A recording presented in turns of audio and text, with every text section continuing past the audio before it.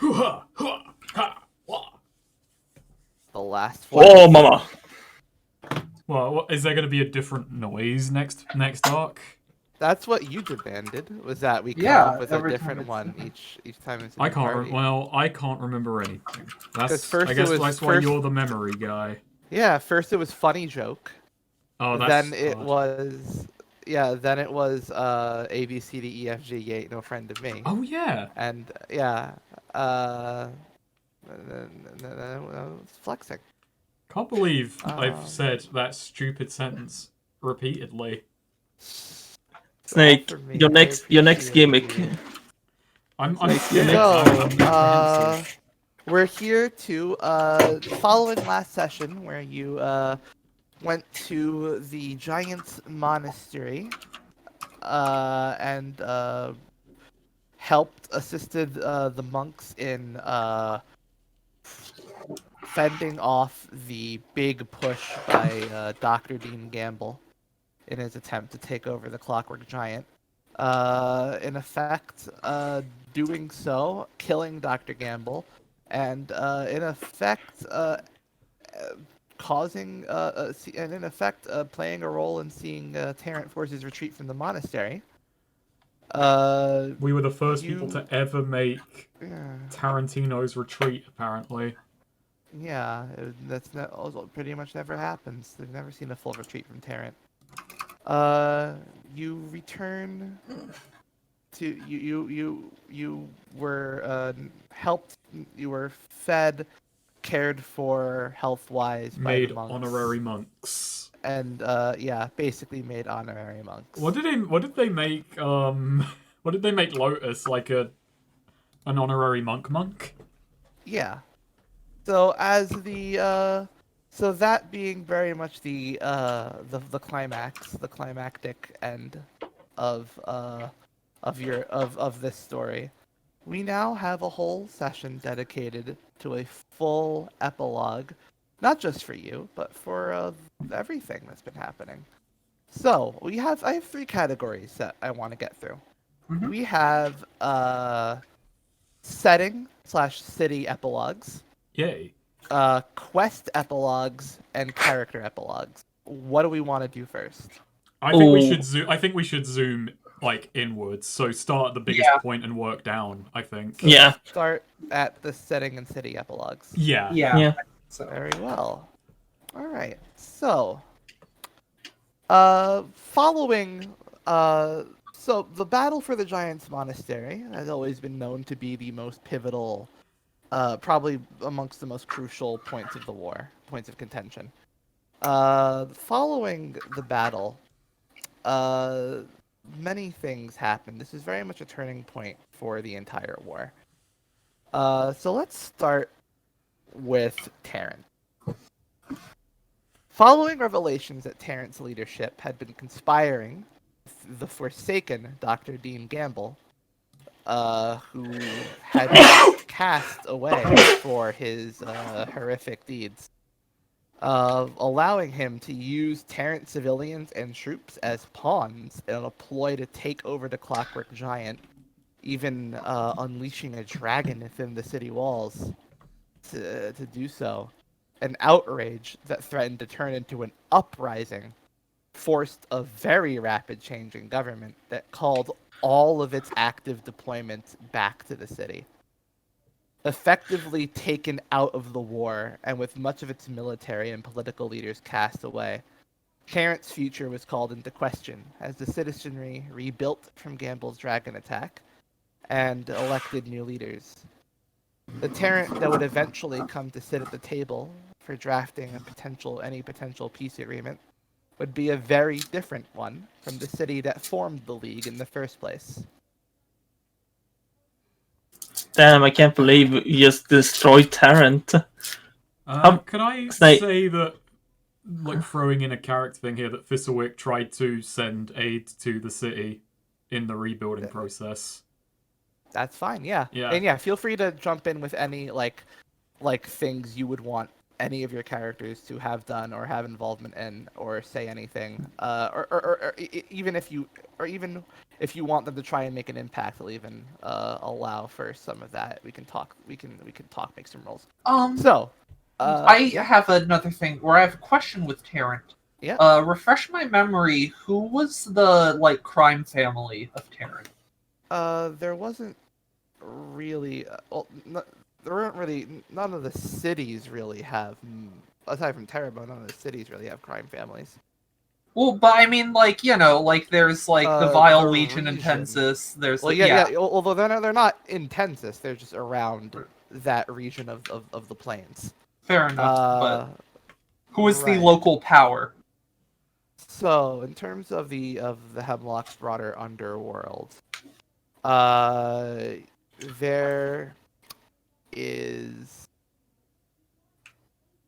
Let's see. The closest, I suppose. I got No. I got a thought It for who would- that could be. There's really no one. The Tarrant again is a very hard city to deal crime to have a big gang in. Fair enough. I guess maybe could be like throwing out an The closest to idea. them is yeah.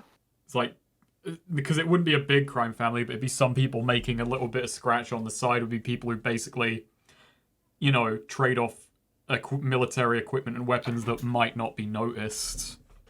Well, there's probably some of that, but it's not exactly. There's no big syndicate because because they're very very tight, tightly there's no control the mob. city. There's not really a mob there. Yeah, the closest mob to that region is the Bright Circle, but they're closer to Custer and regions. So speaking of Custer, as officers and troops celebrated an apparent victory in the wake of the retreat of Terrant's forces, political and military leaders in Custer silently seethed at the lost opportunity to destroy the weapon at the heart of the conflict. No city honors would be bestowed upon those mercenaries that had played such a pivotal role in halting the most crucial battle of the war. Bastards. But outside of that lack of acknowledgement, the public would be allowed to make of the information what they would. The beleaguered city guard, however, had far more respect for these mercenaries, and would be the primary source of news for the people. Though the idea that the giant remained intact still sits poorly in the heads of many, much of Custer's populace are simply happy and grateful for the worst to be over, and for the war to start winding down. I'm not sure if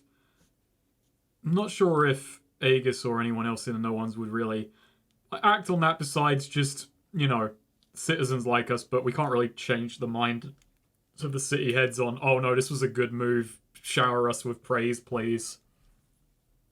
Right, yeah, well, we'll get to something specific with that later. Yeah, when we zoom do in a little character more. stuff, And we yeah. zoom in a little more. So, Emberwell. Emberwell. They're coming third. The disgraced Nemo Corporation was readily cannibalized by Emberwell's business world. With no more contention for the top spot in the city, Harpole Industries and the rest of the companies on the board sent out envoys upon news of Gamble's failure.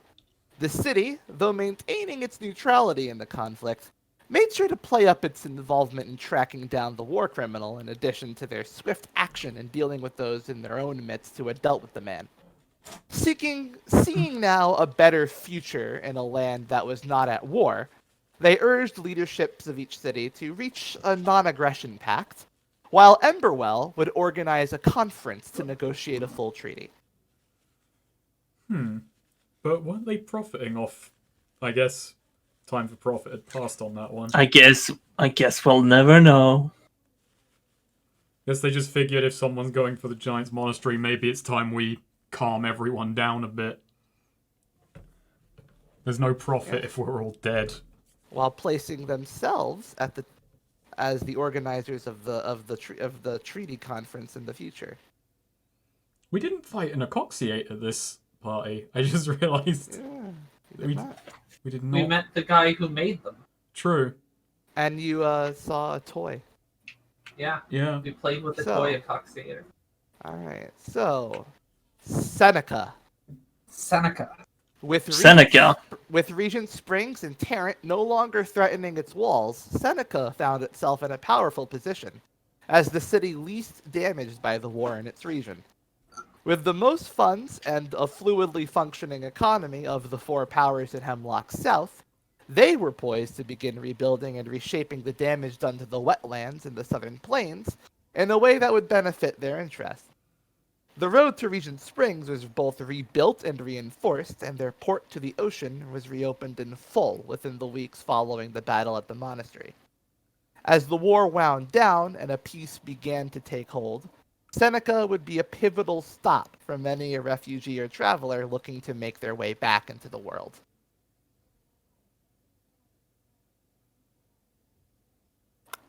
Can't believe it. Now, Ooh. I wonder if journeys between Seneca and Regent Springs are going to be as... Well, we haven't had the worst luck on that road. Actually, Oh, no, what about the... What road have we had the worst luck on? Lambert Amberwell. But what about Yeah, Ape? true. That's not really a road, though. I mean, it is, but it isn't. But what about Ape? That's Oh, wait, good maybe luck. that's in character. That was Coral and Seneca, the ape. Oh, true. Alright. Or maybe it's in character. Who knows? So, anything to add? Anything you want to jump in on with Seneca? I don't think so. No, at least not until we get to character. I do think Gotcha. probably besides Custer, that is the No One's first stop, just to check in, tell Nastria's master that, hey, she didn't die. She did pretty good, actually. Cool. Alright, next up, Regent Springs. Regent Springs. Yes. So, Regent Springs would remain occupied by Seneca for the duration of the war, and for the near future following its conclusion.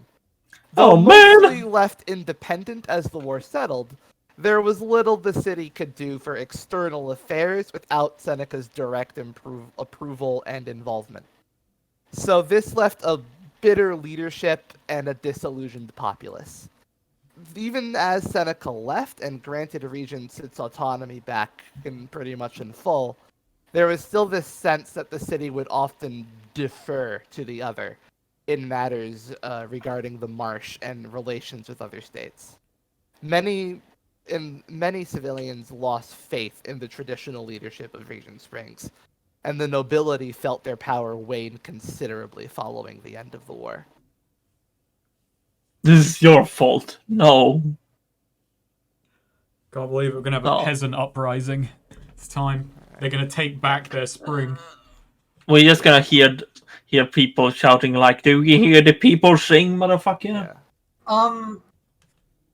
Again, on like a more, sort of macro crime scale, not any action, but I'll say Ariana would definitely be a bit keep an eye on Regents, just because, Bright operates in Regents, and, Regents is a bit close, and like if that presents an opportunity for them to gain a lot of power in the city if the traditional government, would keep an eye out there for Bright getting even stronger, Interesting. so near.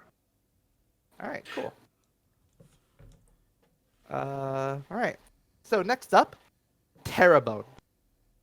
Oh boy. The influx of refugees into Terrebonne continued all the way through to the climactic battle for the monastery. With a devastating attack by a rogue cult of justice fanatics narrowly avoided, the city got its act together just enough to work with the Confederate agents on who was getting inside.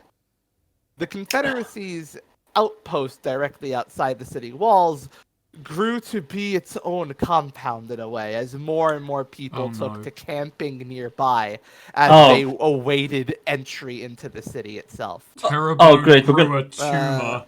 Oh god. The closer working relationship with intercity agencies forced the Terrebonne royals and nobility to also take a more active role in day-to-day operations. And the increased scrutiny on incoming and outgoing groups placed a stranglehold on the city's often otherwise thriving criminal activity. Oh, no. For the last weeks of the war, Terrebonne may have actually been the most crime-free city in Hemlock. Oh no! no! Oh no! Ariana is crying. Yes. Oh, I'm just gonna say, So I Amali, think it goes without saying when the mayor's news- office has been pretty Wait, hold on, resistant. hold on. Yeah. When news of Terrence' retreat and the war's seeming end in sight reached the city, it actually took a few days for any leadership to get the word out to the general public, as there was apparent confusion as to who exactly needed to be told the information.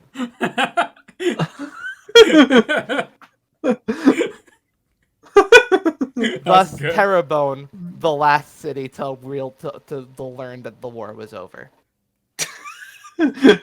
of course, Terrebonne would be at war the longest.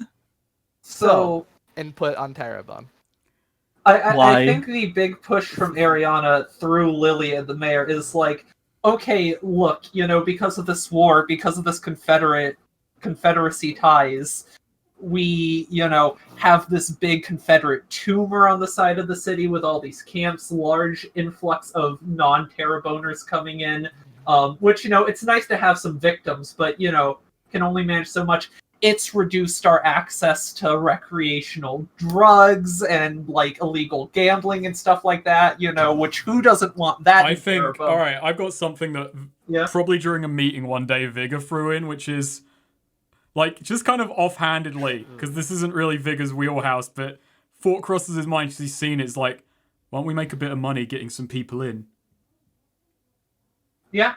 Yeah. Well, that was the problem, basically. Remember, Terrebonne guards were absolute. The gate guards were wanting bribes. Yeah, which basically just and Vigor that's just why the Justice cultists got in the first place. probably better than that it goes through us.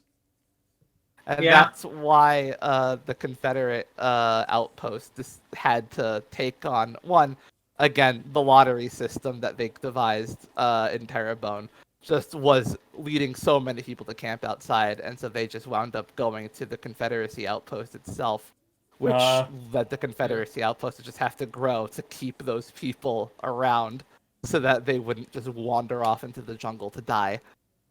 Because of how long it was taking. This is so uncharacteristic. In private, Ariana would actually be pushing, with the other heads of the organization to try and help, again, could probably profit off of my, help people getting past the guard or smuggling into the city or setting up, like basically slums and whatnot for, just to make more space and to make a bit of profit, and also like further emphasize to the people of Terrebonne, look at how much this bullshit war we have nothing to do with is affecting our city from, the mayor, the official public side of things. But I'm gonna say the line Ariana would push through Lilia is using this as a like trying to fan anti-Confederate sentiment in Terrebonne, or like, for more of an independent Terrebonne.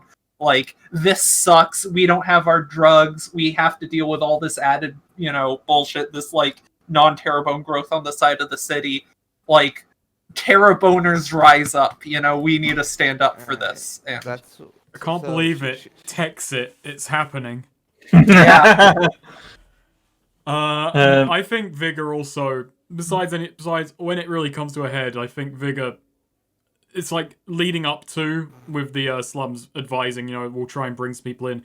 Vigor probably also does some recruiting, and besides that, when it really comes to a head and like the leaders really start waking up, he's the one who's advising, okay, we're gonna have to actually go to ground for a little bit. Right. Okay. Like telling Ariana, the leadership is actually stepping up for a minute. Let's ride the wave out for a second. And because again, I want to put Ariana really likes having like the Terrebonne royalty, but also likes them being inactive because they just make a really good, like scapegoat. You can just blame, you can blame anything on them. The whole way the like mayor thing has worked is having someone to complain about and resist. And so they kind of need like the Confederacy and the Terrebonne royalty to be like, look at these motherfuckers. But that is the line Ariana tries to push. Not so much to actually like get out of the Confederacy or anything, but to try and like get the people increasingly on the side of the mayor and Well- their locally owned crime businesses. Well, we will keep that in mind. Yeah. May I add something during Yeah. this time? You may During add this time. You may add. You may ask follow-up Oh, questions. no, this is just follow-up. specifically O'Malley does after at this time after he hears what's going on in Terrebonne, he writes a letter to Ariana and just says, "Dear Ariana, my condolences. Perhaps you need a loan. Signed, O'Malley." Jesus. How has he been doing in Custer actually? Yeah, no. Shit. Did we go over Custer? We did already. Yes. Yeah. What are his thoughts on these mercenaries who didn't destroy the giant but stopped I don't. the battle? Oh, he doesn't care about them being mercenaries. He's just like, they're out of jobs. They need money. They need places to live. I guess we'll do that during character stuff then. It's like maybe we're in Yeah. Custer for a bit and then a little rat approaches us saying, "Oh, war's over, must be tricky." Perhaps. Yeah. Perhaps. In a bit. I just realized something. We'll get to that, but I Okay. just realized how that can. I can't believe Right, O'Malley's so- gonna die in this in the epilogue of a Nice. different party. That's tragic. Okay. So, next up, Tenzin. Tense.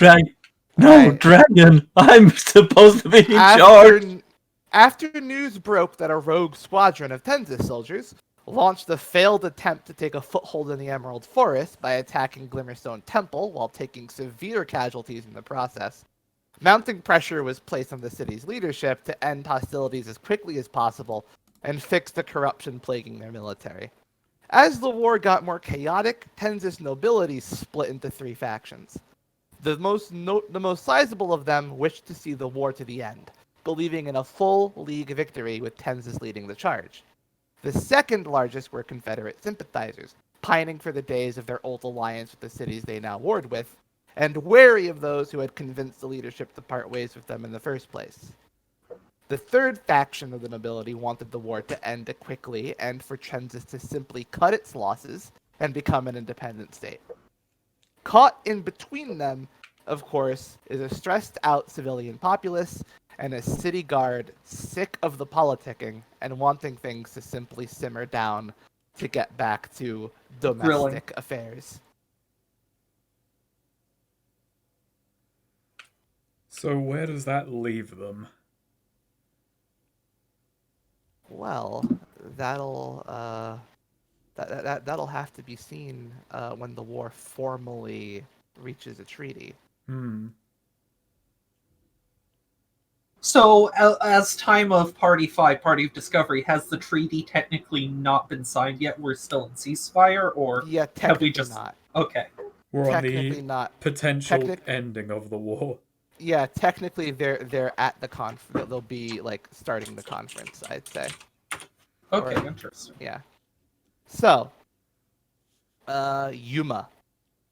Having taken in by far the most refugees of any of the cities, Yuma could barely break even on the expenses it paid to keep it all in check with the gate taxes people paid to get inside. Hemorrhaging resources, the city often made unpopular sacrifices to keep its army and the armies of the other Confederate cities supplied. Food and water was heavily rationed for the refugees taking shelter in their walls, and much of the city's public figures could only offer prayer. And so, along with the rest of the populace, they were forced to rely on charity from those more well-off in the city, and the rare visitors from the neighboring Emberwell. And still more, many turned to crime. Much of the security had been supplemented by a nearby school of spell swords in Biledeep, as many of the city's guard had been conscripted into military service or had deserted for mercenary work in the nearby area.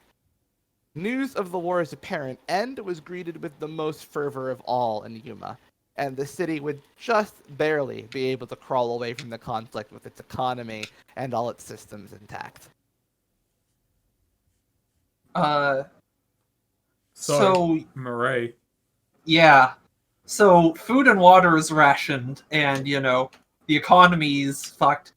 Murray owns a restaurant. That is not a good Yeah. state to be I in. will say that Um, Thistlewick was probably helping with that. Yeah. Like, Food and water but is I imagine rationed I imagine for the Thistlewick refugees. would also be affected by rationing in the nearby town, which is probably Oh, a yeah. major source of supplies to them. But that school is also actually how much Yeah. money Murray should still have money in reserve by No, she does still have. She's personally wealthy. She's fine, but it's like she cares about her business. The other issue Mariah's had during the war, she imported a lot of her ingredients from down south. That is Oh. now going through a heck of a lot of battlefield. So like she probably had Bella and I assume Ivania, if Ivania still if works Ivania for, still exists as a character. Yeah. Yeah, essentially guarding and setting up just like Oh yeah, no. resource routes to try and import stuff up. Party 1.5 lore years on. Yeah, most of Ivania's family now lives in Yuma, let's say. Nice. Which is Oh, just yeah. basically a lot of them just looking at the new immigrants turning up and just thinking, yep. That's No, yeah, I see it as originally this was supposed to be Bella's adventuring party, and Ivania like was part of the. But I feel like Murray. I see that gradually turning into Murray just sort of hiring Ivania as like head of security. It pays better, is more stable work, and that sort of like Well, it's funny increasingly because essentially damping. what happened with Ivania for the short time she was played was that she turned up thinking that she'd be given a Confederacy agent posting, and the representative just never turned up. Yeah. And now, I yeah, think it's like, job's a yeah. job. Essentially the mic for her, Los Pollos Hermanos, She'd be down for that. And as for Thistlewick, I guess he does likely aid Yuma, being the closest thing of civilization and the group that's sheltering him. Maybe like communicating with that like fishing village. No matter, it wouldn't be much, but it'd be like, hey, you could probably do a fair bit down around here. Well, we'll get to Lottery. them later. Okie dokie. Okay, but yeah. I still have a bit more from Murray. So, this would start with doing like guarded caravans, but that's unreliable, slow, and dangerous. Murray had originally been hoping to try and essentially like corporate colonize the area around Mooners Island, but that is not practical anymore from the war. And I think Murray, during, the war, realizing this isn't viable, sets up an effort to essentially like create her own plantation, like somewhere in like, on Bile Deep or something like that, maybe an island or a floating thing. But, there's plenty of water in Bile Deep.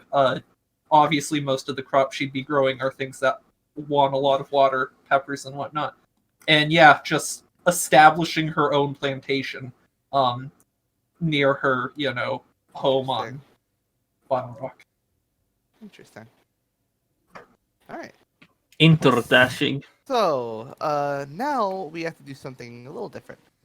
Since you do not directly involve yourselves pretty much at all in the northern theater of the war, No. I am going to roll a 2d6 to determine the outcome. Ooh.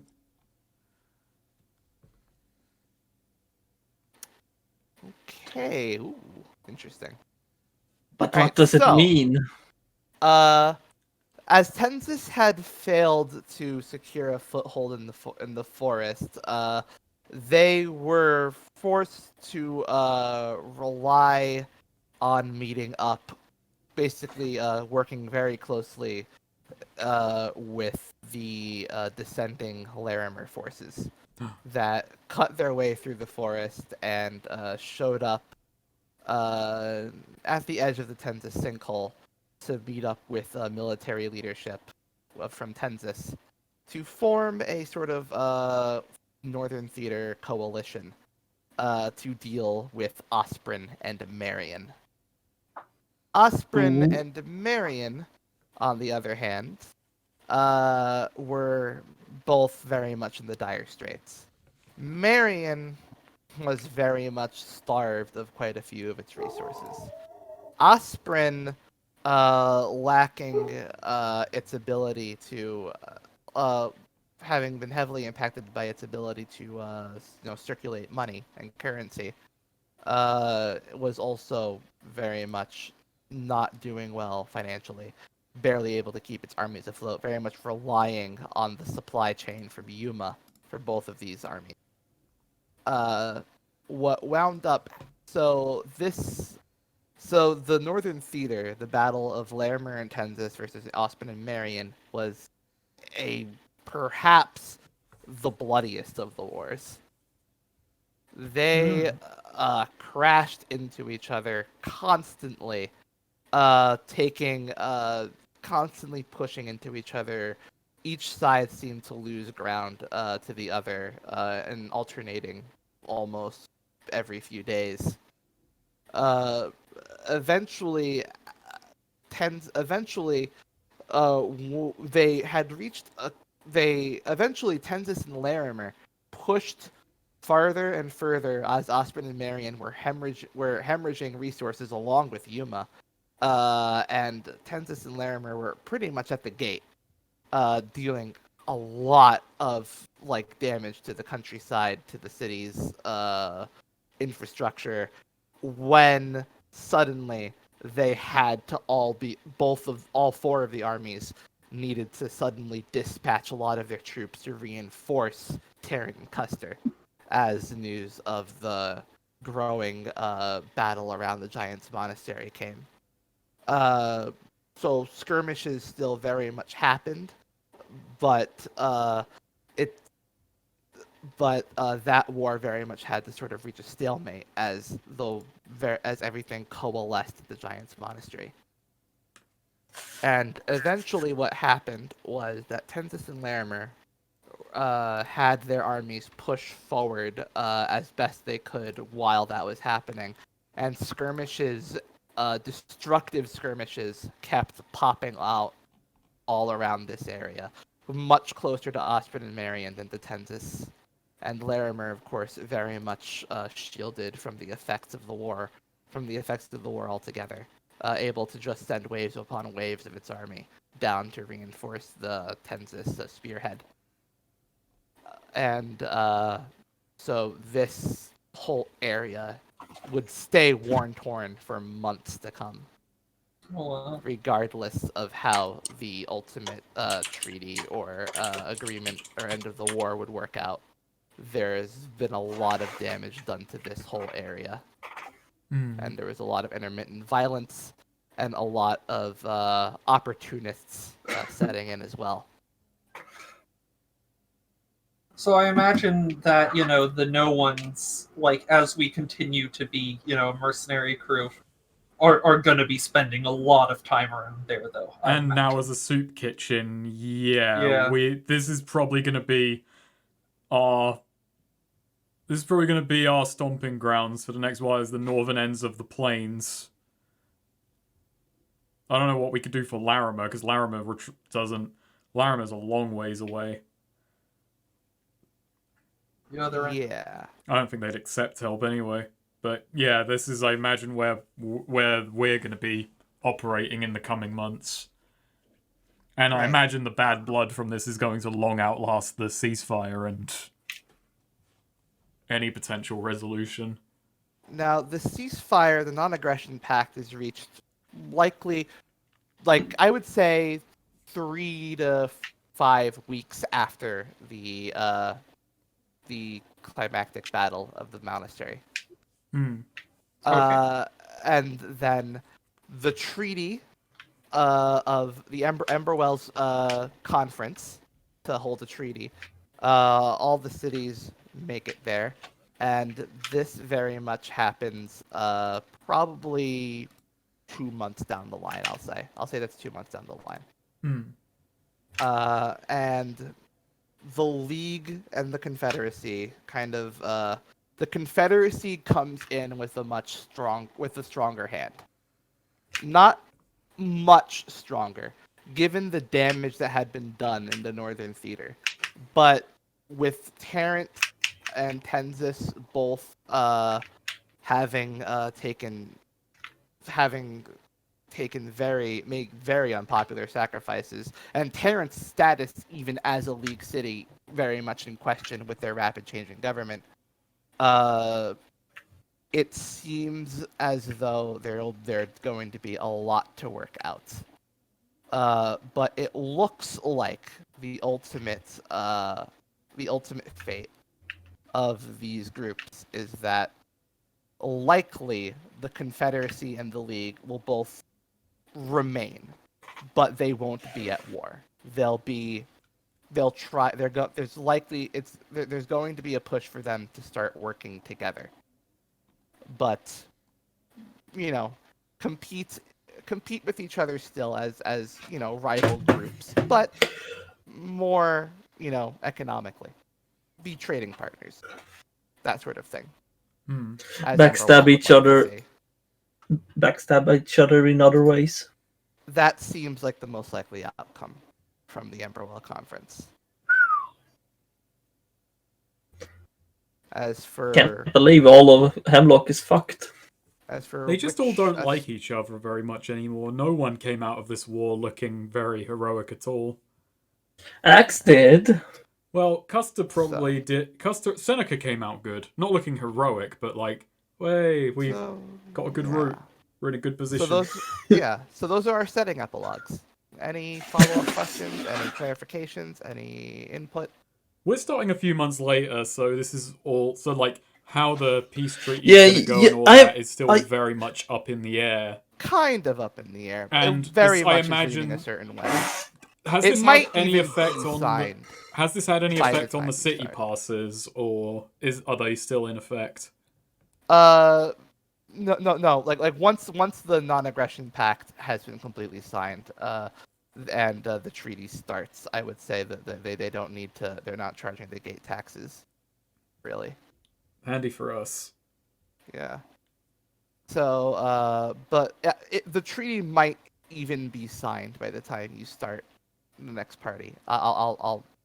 It'll depend on how I feel. Fair enough. And I think on it more. But yeah, any input, follow-up questions, character stuff, or broader stuff for the setting epilogues? I'm curious what Mandala gets up to with that's later. That's later. Okay. That's okay. Yeah, when you said that was a curiosity, considering they had a very instrumental hand in the forming of the League and Tarrant. Right. So, working that's later. Little fingers. How is Cold Daddy? That's later. Okay. Swede left the call. Swede is offline. Swede is kill. Swede is dead. Do we want to? Could I use the bathroom? 5-minute break. Go ahead. Guess I'm just gonna check downstairs quickly as well because the dog was barking and I was curious. Very well. Swede should hopefully be alive in a second anyway. Yeah, I'm gonna go pee. His net probably just went kaput for a bit. Oh, he's on mobile.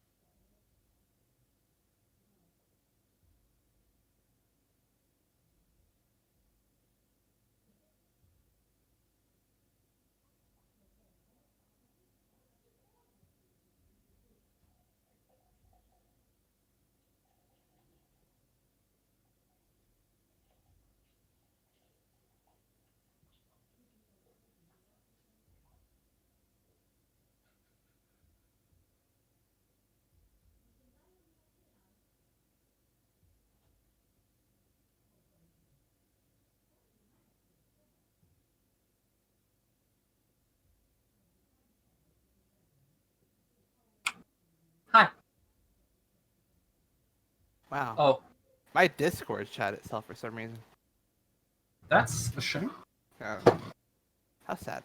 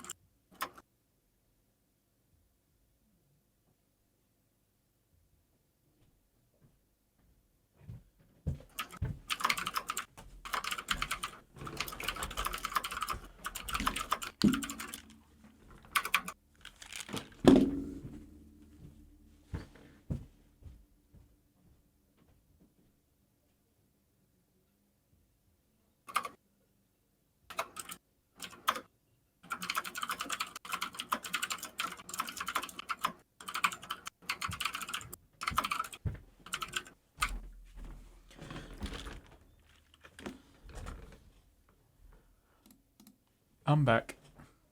Nice. Where's the? Oh, there. Actually, you didn't stop recording. Did you stop recording? I have not stopped recording. Okay, so, Snake, Yes. and something you didn't, you didn't bring it up, but I think I should ask you anyway. Okay. Angelo's father, what faction do you think he lies in the Tensis nobility split that I mentioned? Remind me of the three basic tenets of. Right. So yeah, the three factions there.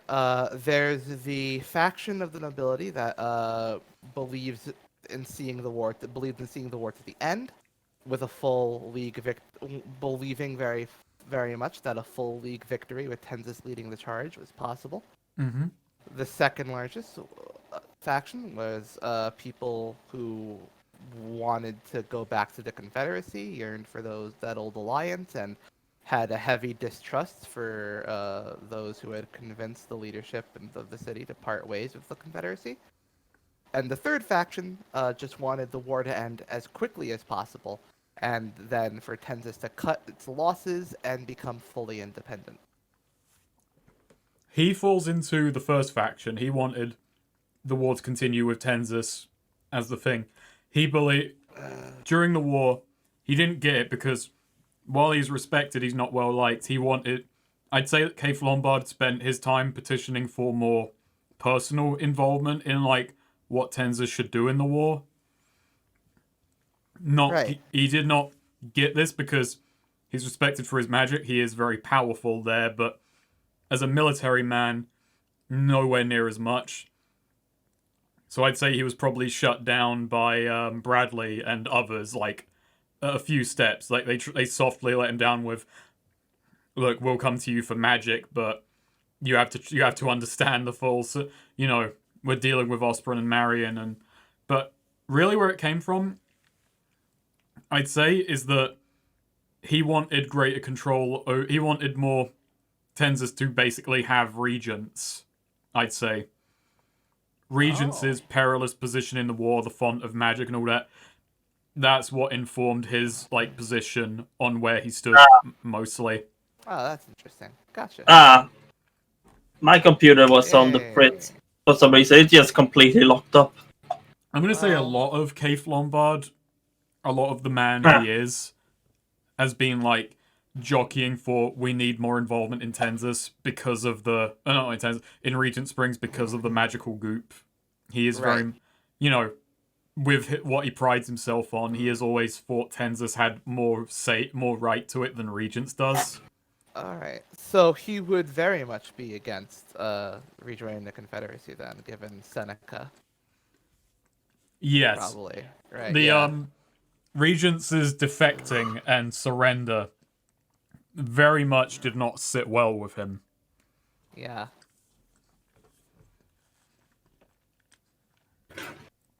So I do think I would say that at this stage he has probably sucked it up, but right. he is But following, he would feed a growing sort of hostility with Seneca then. yes. Right. That makes sense. Cool. I think yeah, but just like he has probably sucked up the fact that the war is coming to a close, but he is pissed. Yeah. But with the league remaining intact, would he push for Tensis to stay in the league and take charge now that Tarrant is very much Oh yeah, that's probably big the angle defang. he would take, because I think this has awakened, especially with his son going missing, has kind of made him a lot more. He's acting a lot more rash and angry as of late. right.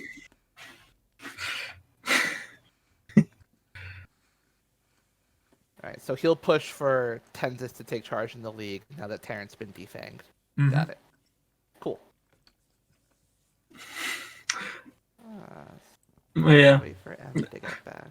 that's fucking Seneca in a nutshell. I feel Yeah, hearing that. Nice. there it is. That's their reaction. We won.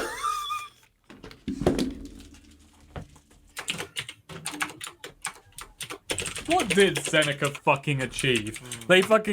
They assaulted Regent Springs, and it was us who said, "Yeah, come on, just surrender to them." We got like not Fizzlewick, fucking A is just looking at his watch, just tapping his watch, like, "Please surrender now, so we can leave." And just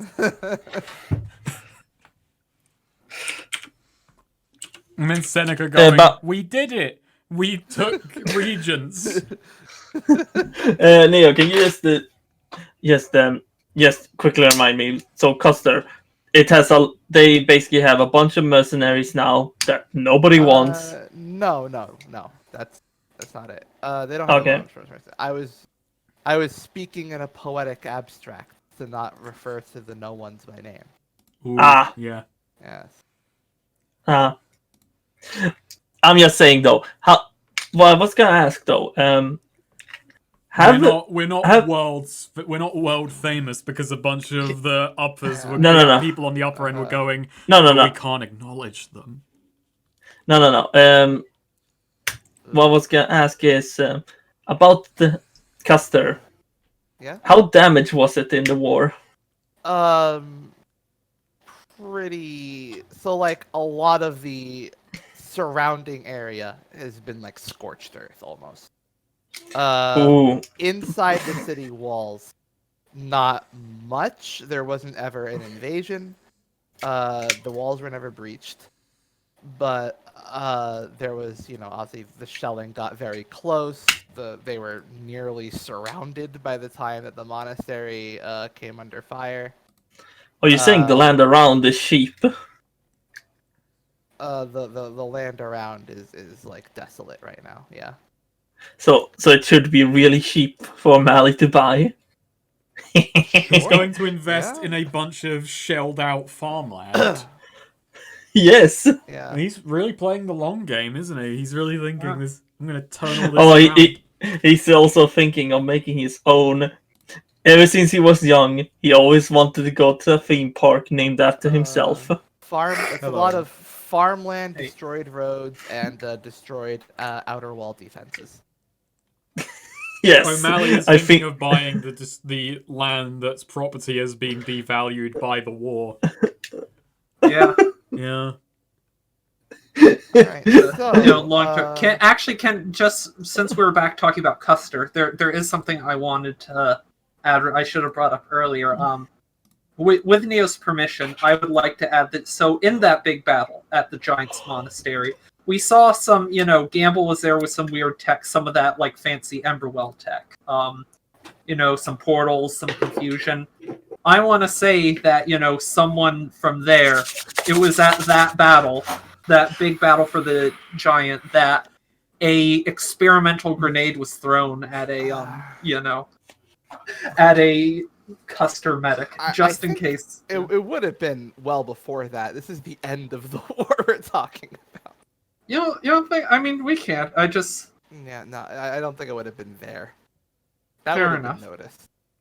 And yeah. There was a lot else going on for it to have been, Anyways, fair enough. Yeah. Right, so yeah, so that's setting and city epilogues. Anything Yeah. else, or shall we move on to quest epilogues? I think I'm good. Yeah. Sweet, you Alright, got any? You sweet. got any more city questions? City, city alliances, or regions. I'm just gonna double check. So, Yuma is fucked. Osprey is just. Yeah. Oh god. Well, I didn't bring yeah, that- and- Yuma is financially struggling because they bore the biggest weight. They bore the biggest financial and resource burden of supporting everyone Yeah. coming there. Yeah, and nothing to say about Wetwood because they just like isolated themselves. Yeah. Completely. Wetwood, don't care about this. Tensas was a bit. Custer was okay. Region's been. I'm gonna guess Loose Branch and Deadwater is quest epilogues. Yes. Yeah. Yes. Again, Yeah. this is Regions for- city alliances and regions Okay. an entire region.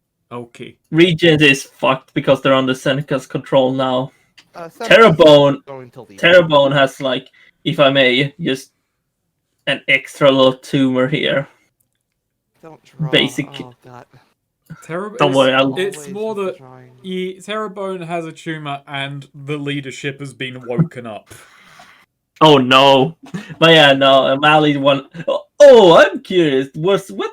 No, wait. That you said that was a quest epilogue. I am curious though. I'm free. But what, Wetwood? Wetwood's a city. Yeah. So you can ask about Wetwood, but there's really nothing going on in Wetwood. They isolated themselves completely. Yes. Did Terrant ever send any envoy there to try and get them to join? Like, The Confederacy and the League tried to talk to them at the start of the war, but no, go away. They left it. They left it pretty quickly. It wasn't that big a priority anymore. Just aftermath thing. But which area was generally the calmest? The calmest. Yeah, like saw the least like battle. That would be.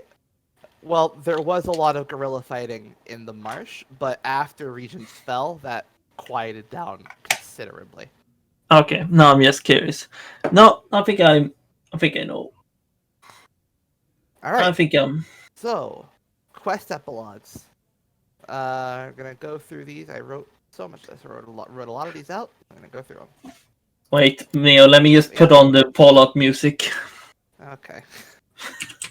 So, and again, feel free to jump in and ask questions or put an input after each one. Mhm.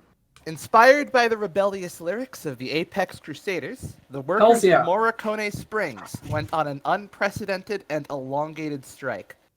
Refusing to allow any resource extraction to help a war effort, the cities of the Confederacy simply did not have the resources to intervene with such unanimous action. The private firms from Emberwell that owned their own mines in there had their managers forced out by the overwhelming numbers of the workforce, and after some heated conversations back home, decided it would be a PR nightmare to go and crack down on it themselves. Following the war's closing, the workforce had organized and established themselves for long enough to become essentially a small town in their own right. Marion, Osprey, and Emberwell had their sights set back on those mines once the war had been dealt with. But the worker co-op the longer the worker co-op kept its ground, the harder it would be to uproot and turn back to normal. The standoff remains, and thus far, no one has blinked. There was actually rumors that a certain figure from down in Putnam had made his way up to Morricone Springs and was preaching his coal gospel. Yeah. I really like that Coal Daddy is just the marks of this universe. So like, okay, so yeah, any input on Morricone Springs or? I just really like that. I hope they get a town out of it, but I don't have any input on any of my characters doing anything, or I mean, maybe in all this, like, it would be too hard to say, because I'd like to think the only character of mine who could have anything to do with that would be Vigor, who's like, maybe we could get in on this, but not really, no. Yeah, it's a bit far off. Wow.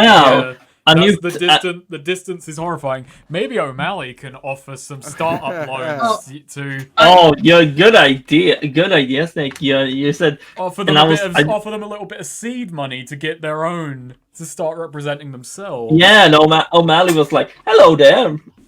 Yeah, no, Ariana's. Oh, go ahead. Again, far No, off. no. Well, I was just gonna say, O'Malley 100% started trying to push sleazy loans onto these people. You're putting O'Malley's fingers in a few too many buckets, I think. Okay, well, okay. he's already furiously trying at to. his desk writing for Yeah, every. he's already trying to buy up the desolate land around Custer, and writing to Terrebonne and trying to take advantage of. You know, right in Terrible takes it. He wrote a Yeah. sentence. And taking advantage of like the land around Custer and going down to the. I feel like Fine. you're spreading him a little thin. This might rubber band. That's all I'm saying. I mean, that is so O'Malley, though. And I that's want to ways see away. it. He would do this. He would do this, and he would All right, end up in he'd favor. try, but okay, I'll keep that in mind. Yeah. Well, he can try at least. You know, when he hears that this is being made, he's at least goes up to some individuals and like try to push some loans on them. Okay, I'll keep that in mind. Ariana does like essentially just write a letter. You know, she's close with Nightshade, and you know, knowing Nightshade's in Marion, and there's stuff looking at. She does just to help let Nightshade know if Nightshade wants to make any claims or anything in Morricone Spring on a criminal front, like Ariana, like they're willing to recognize her claims and sort of throw their support behind her. Like, we're far away, we're not doing anything, but we'll back her up if she establishes anything there or wants to try that. I'll keep that in mind. Nice. Okay, so moving on. A dispatch of agents from Seneca wandered through the marsh and managed to reestablish contact with Coral in the last weeks of the war. Oh no. Finding a nearly empty town, save for a few citizens wandering around in a daze and some very confused and sleepy travelers. The town's mayor asked about a report given to them on the village's state, and their reason for their silence was tight-lipped. He simply told them that the people here valued peace and quiet, and left them with the advice that was now labeled as the town's motto on its welcome sign. Treasure every good night's rest. That's cute. That could have been much worse. Yeah. Boarded up, the old church at the back of the town is boarded up, but they didn't press the matter. So, I assume Aegis would agree to this, but Azora definitely does want to check back in on them once we get, maybe when we go back to Seneca, okay, we're not chasing Gamble, we should really check in on that. Yeah, I agree. Right. We'd probably find our time for it. So yeah, our Aegis and Azora. So yeah, give me their input. Are they okay with that state of affairs? That seemed I assume about that as means well they as I think left. it could have gone. Yeah. Yeah. Alrighty. It's nice that it seems peaceful and committed to even it's not in the dream thing, but still okay, it's a quiet, peaceful safe haven type place. That People aren't nice. being sucked into a dream reality. That's more or Yeah. less what Aegis was campaigning for. Nice. Yeah. Alrighty. So moving on. As Seneca stabilized following the fall of regents, there were a few temporal expats in the city became the subjects of much interest. From all over the country and all over the past half millennium, their recovery from a torturous dimension and stories of the past captured the interest of the scholarly class in the city, who took up their cause. In the weeks following the war, those who still had a home were ultimately led to them, but those who lacked those homes were provided for by the city's most eccentric philanthropists. Oh my! You said there was writing on them and their stories and whatnot, right? Yeah. Yeah, I just as a minor detail, Scholars Felina interviewed in them. has definitely, anything that's published already by the time we're playing, Felina's definitely, very interested in that, just reading about that. Nice, interesting. Okay. You know what? So, I want to throw in an oddball character from this. Probably a slow thing, but stories of people 500 years or so past coming back into the picture, coming back into reality. If word ever reaches Ooh. Taz, he is coming along to talk to them. Oh, nice, awesome. Nice. He's been very much out of the country for the last several years, and the war didn't give him much reason to return. I think he's probably traveled back and forth to Hemlock a handful of times for like excavations and so on, but duration of the war, he very much just like, I'm not touching the country until. But Right. ceasefire and the temporal stuff coming to an end, yeah. Taz would come and have a look at that. Yeah, he'd be one of the scholars asking about them. Yeah, Yeah. that makes sense. Cool. All right. Anything else, or moving on? I don't have anything else with that, All right, no. cool. An envoy from the headmaster of the Mandala School of Blades arrived on Flint Beach to disturbing news of corruption, incompetence, and murder. Following the escape of the two culprits behind what had seemed to be a string of suicides in the school's countryside boot camp, a group of students had stormed the armory and broken out to forge their own way without the school or the league. Oh. Abandoning the camp, the school set up a new base of operations with a more direct involvement in the land.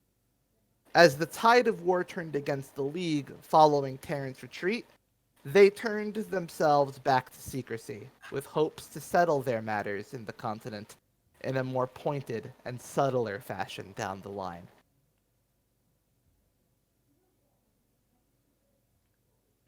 Okay. I imagine, yeah. I have two things. One is that I think when things had calmed down and time permitting, Aegis definitely put out feelers for the people that he had, let get away with murder, just to see where they were and what was going on, see if he could find them. I'm not saying whether or not he succeeded, but like Coral, that's loose ends to tie up when pieces, when time is permitting. Another, and this is again not saying he succeeded in it, but Thistlewick definitely tried to reach out to the students who like broke away and started trying to form their own coalition, saying, more or less, maybe a bit grandstandy, but saying there is another path, and if Mandala has mistreated you, you can find resolution here. Interesting. Okay. Yeah, I would say Thistlewick would probably succeed in that. Yeah. As for Aegis and the two, what would he want to do once? More he or found less them, if he see found how they are faring and if they got away with it, and they are capable fighters and maybe but not recruit them outright, but give them a trial run. Say, hey, look, we're doing this soup kitchen thing now. them? We can give you some purpose and show you about these lands, and or ferry you back home at the very least. And I will say on Azora's part, she's fine with whatever Aegis wants to do. Because at the time, Azora had been trying to, execute them. And Aegis, sort of, surreptitiously decided, no. That was Axe. Well, both of them. Well, it was both of them to various extents. But Azora is we'll just go with Aegis's judgment on what he wants done with them. She trusts him as captain now. Nice. So yeah, so that was more or less it. And I guess there is kind of like a point to talk about, look, I want to track down these kids. Are you going to be okay with that? Nice. Okay, yeah, I'll keep that in mind. I'll mark that maybe for character epilogue, because I got a few NPCs written down. But, moving on. Following his role in preventing a prison riot that threatened to burn Seneca to the ground while they were off fighting Custer's War, Ed Frost was granted a heavily monitored early parole. Still in shackles, but in a cozier cell, his cold and distant relationship with Elena thaws just enough to allow his daughter to see him on occasion. Aw. That's good to hear. Oh god, we Yeah. offered that guy a job when he gets out. It's like, Oh boy, we're a new recruiting all employee. over the place. And It'll probably be good that we can officially have like an away team. We're not all in one That, place. Like yeah, we mean, we'll have. talk about that when we I'm get just to gonna- character epilogues, but that is kind of where I'm just this gonna is say, leaning. I'm just gonna say, Aegis. no one's is kind of growing Aegis, at a rapid. No one's kind of growing too fast because we're not nearly getting enough in for what we're spending. Well, you could almost you could almost see this as establishing like just sort of sets of eyes and ears. Yeah, at the very Like, least, and- we and did offer him a like, job, but there's also a lot. There's given also that he's on parole, basically he's in house arrest. Yeah. there is. Oh, that's the point. Yeah, just Yeah. and also there is a stash of buried, cursed money that we're waiting for the curse to wear off on. All right. Well, that'll come up later. But Yeah. moving on, the simple act of breathing, feeling natural for the first time in so long. A man in Seneca smiled as he saw the nowhere depart. Seth Locke had experienced 3 weeks in reverse time, and though he couldn't remember who had cursed him or why, he remembered who saved him, and he knew they'd save many others, and spread word of their good deeds along with the Church of Bliss. I see. Yeah. At least we made one religious organization. Actually, I'm not even going to say we made them happy. We had a guy who said, "Yeah, they're pretty good. They're okay. They did me a solid." I'd be pretty upset if the Dream people don't like Azora. Azora stuck her neck out for them. She put a lot of trust into them. I'd be mad if they weren't, grateful. An abandoned mine in the Gulper's Marsh, filled with ghosts and cursed riches, remained closed for good. Bodies were recovered, names of the dead recorded, families could mourn. The fate of those hidden treasures, however, were up to the person who reburied them. Damn. Us.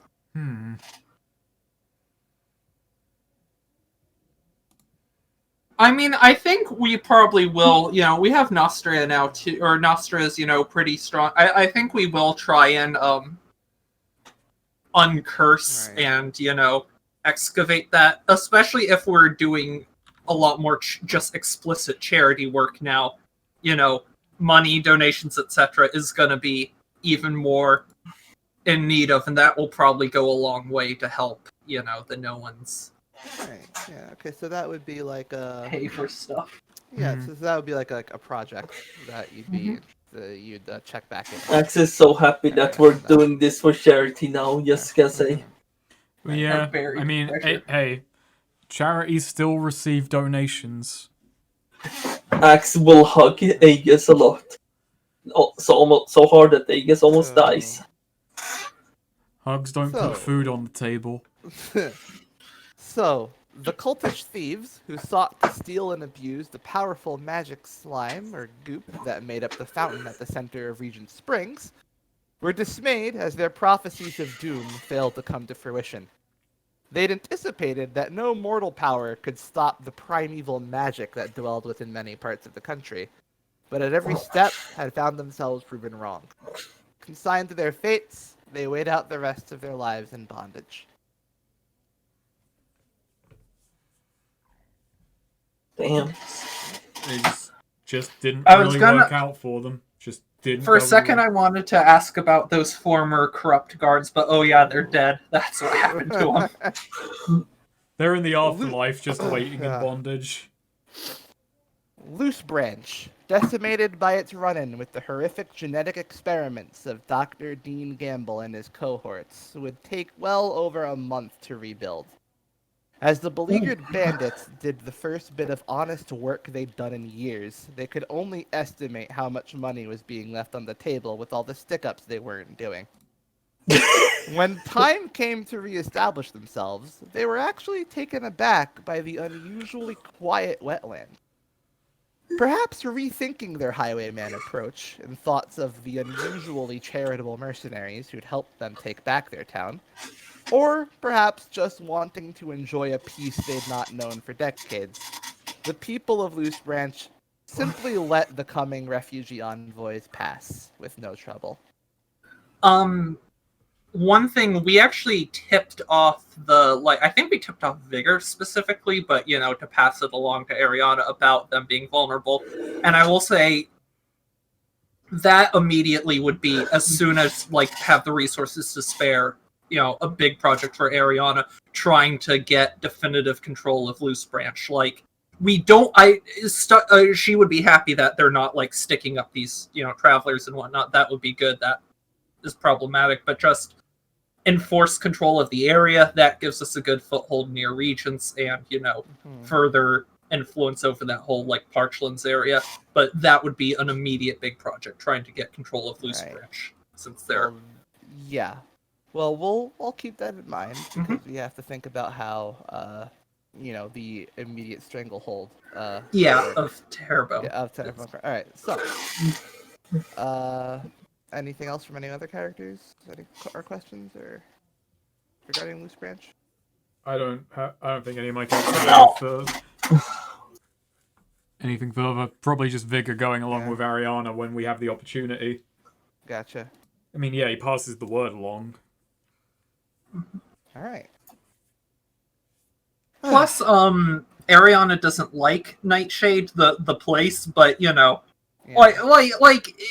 she, Lilia, Jerry, have enough ties there, from past being there and whatnot, that, It's right. One of our green tack routes has to run into the mist.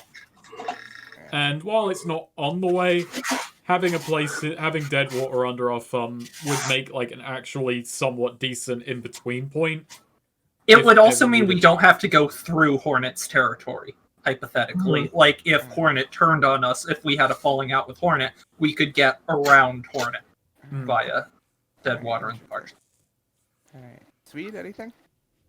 On Loose Branch. Loose branch. That's where both you and Azora nearly killed me in one session.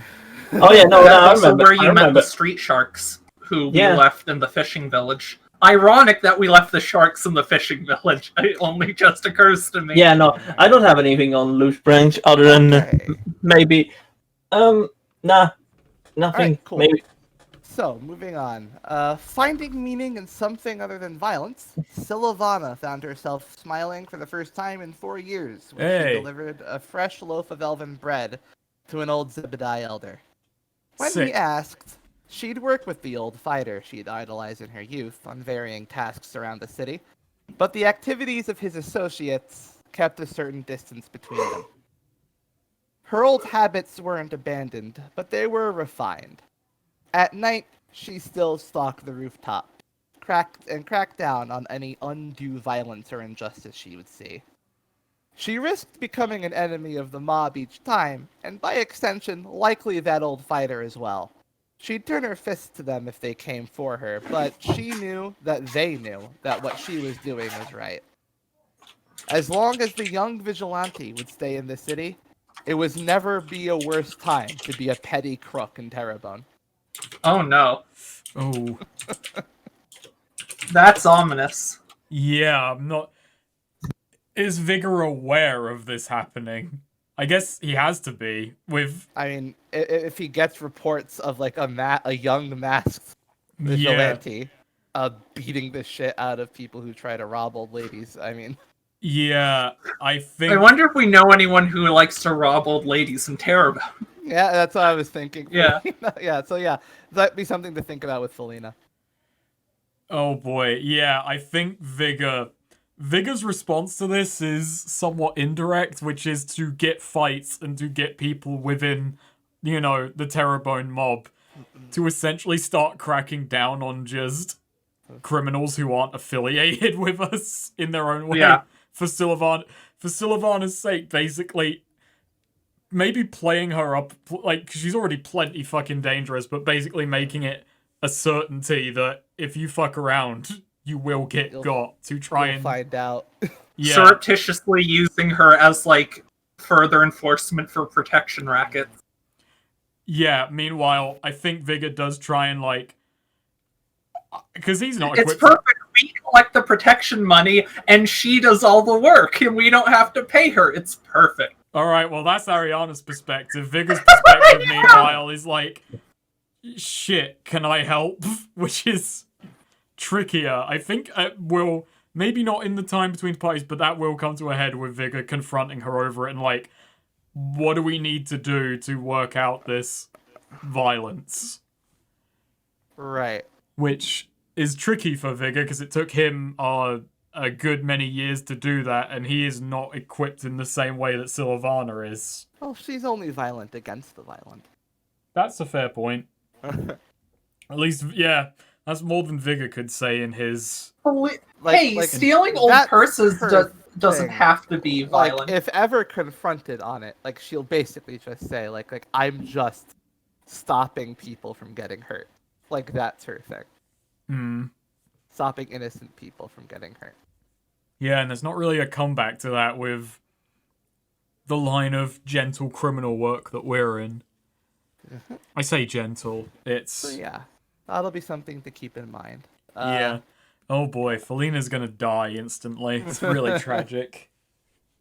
Oh, I think she and Sylvana have definitely already had run-ins Yeah, if they've before. they have definitely crossed if they've paths. crossed paths, then yeah, you can definitely think on that and think about like how they might feel, how she might feel about her, or how she might feel about anything, or whatever, I do not think Felina's a fan of Sylvana.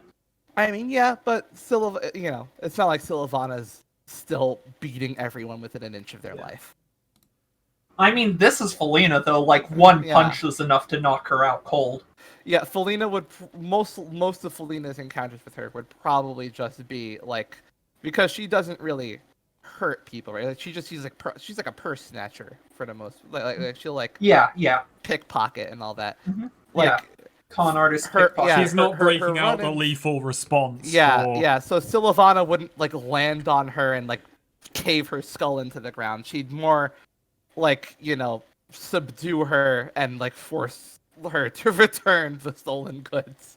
I if- do if think ever seeing Sylvana her. has probably like put Felina like in the hospital at least the first couple times, just not expecting Felina to be that Yeah. delicate. Again, Felina has had several times where just someone bumped her the wrong way and she got like accidentally knocked out and whatnot. She And keep in mind, Sylvana is still a masked vigilante, so yeah.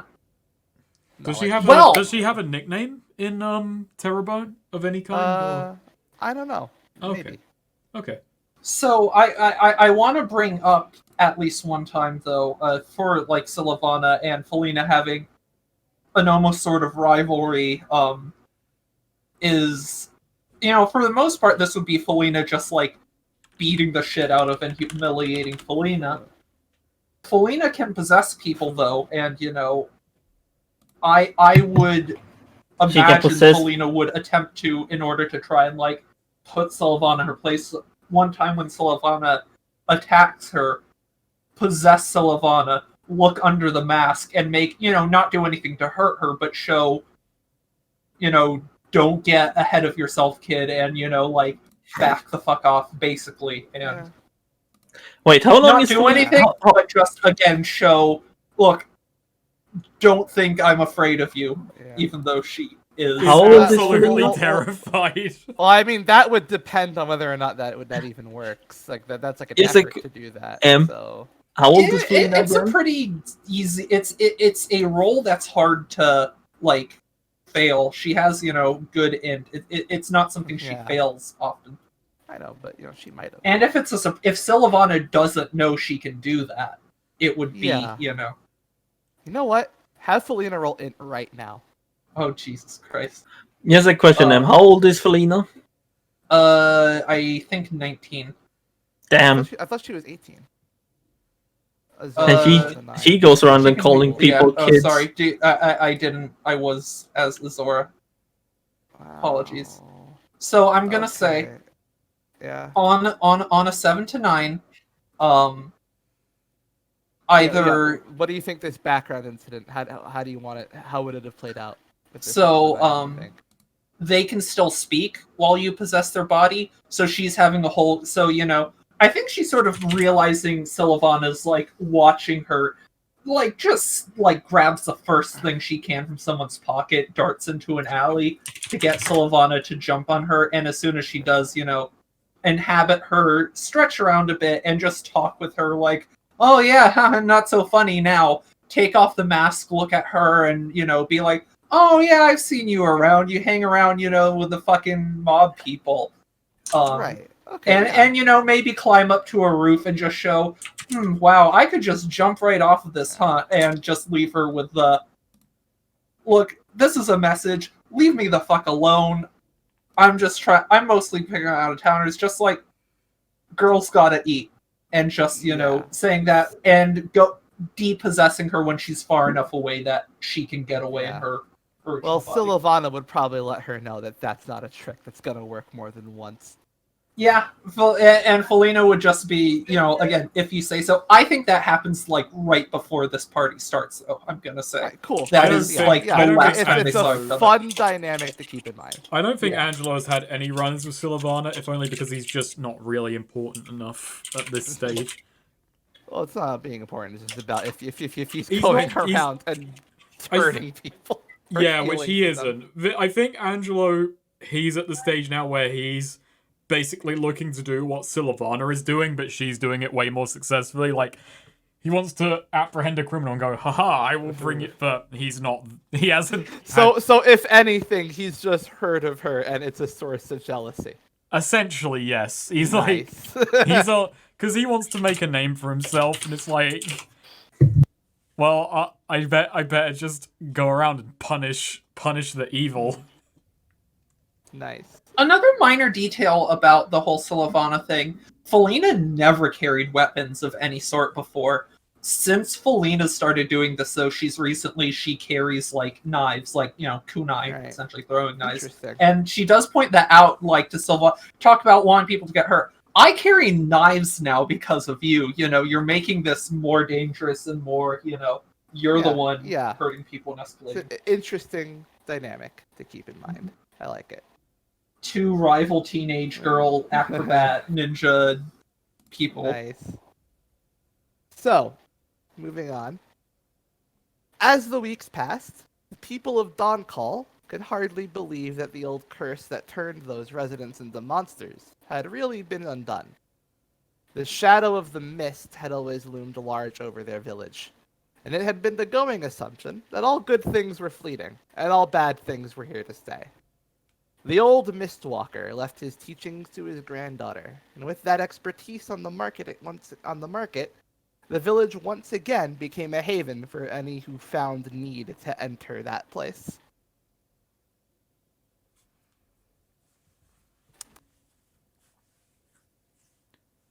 Those were Nice. the crystal wear people. If you Yes, I remember. Yeah.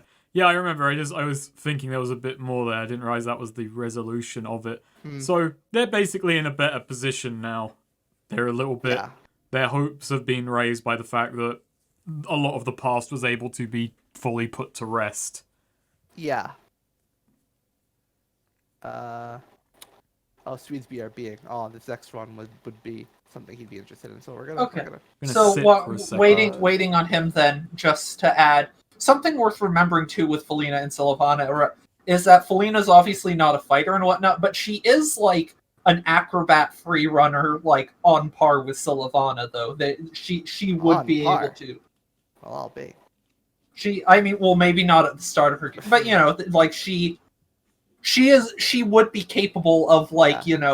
I at don't least think sometimes getting away I from think her. one thing. Well, that's- I would. Her edge would be that she knows Terrebonne Yeah. better. Yeah, I she think knows the lay of she the knows land. Terrebonne. Well, The alleys. just throwing it out there for the sense of one-upmanship.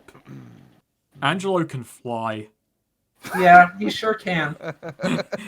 It really sucks that Felina's the nimble acrobat thief, and then Swede can teleport and Angelo can like fly and shit. I returned. Yeah. Okay. So, moving on. I heard that Angelo can fly. What the fuck? My character's power as the mage, it's all to do with wind, and like it's highly interpretive. So when I joked I control wind, no, it's more like I can just kind of do whatever the fuck I want with. Even without wings, he can still fly. Yeah. Okay. So, as Regents and Seneca rebuilt their road, the cloud of coal dust surrounding the village Putnam refused to disperse. It took several attempts to tell the residents that the war had in fact ended, and it seemed they preferred their new way of life all the same. The Coal Daddy, as he called himself, had Yes! interest in writing a book of his philosophies. Yes! And though he rejected the notion of coin, trade did open back up with the village when he required paper. Putnam paid in coal for the most part, but welcomed any trader to go and mine the more precious jewels themselves. Provided they could put up with the air and the reminders that their labor was the real value, they could take home as much as they could carry. I'm so glad the Coal Manifesto has been published.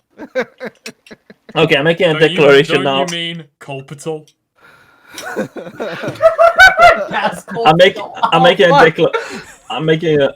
gonna make a declaration now. When Yeah. that book gets released, Axe buys it.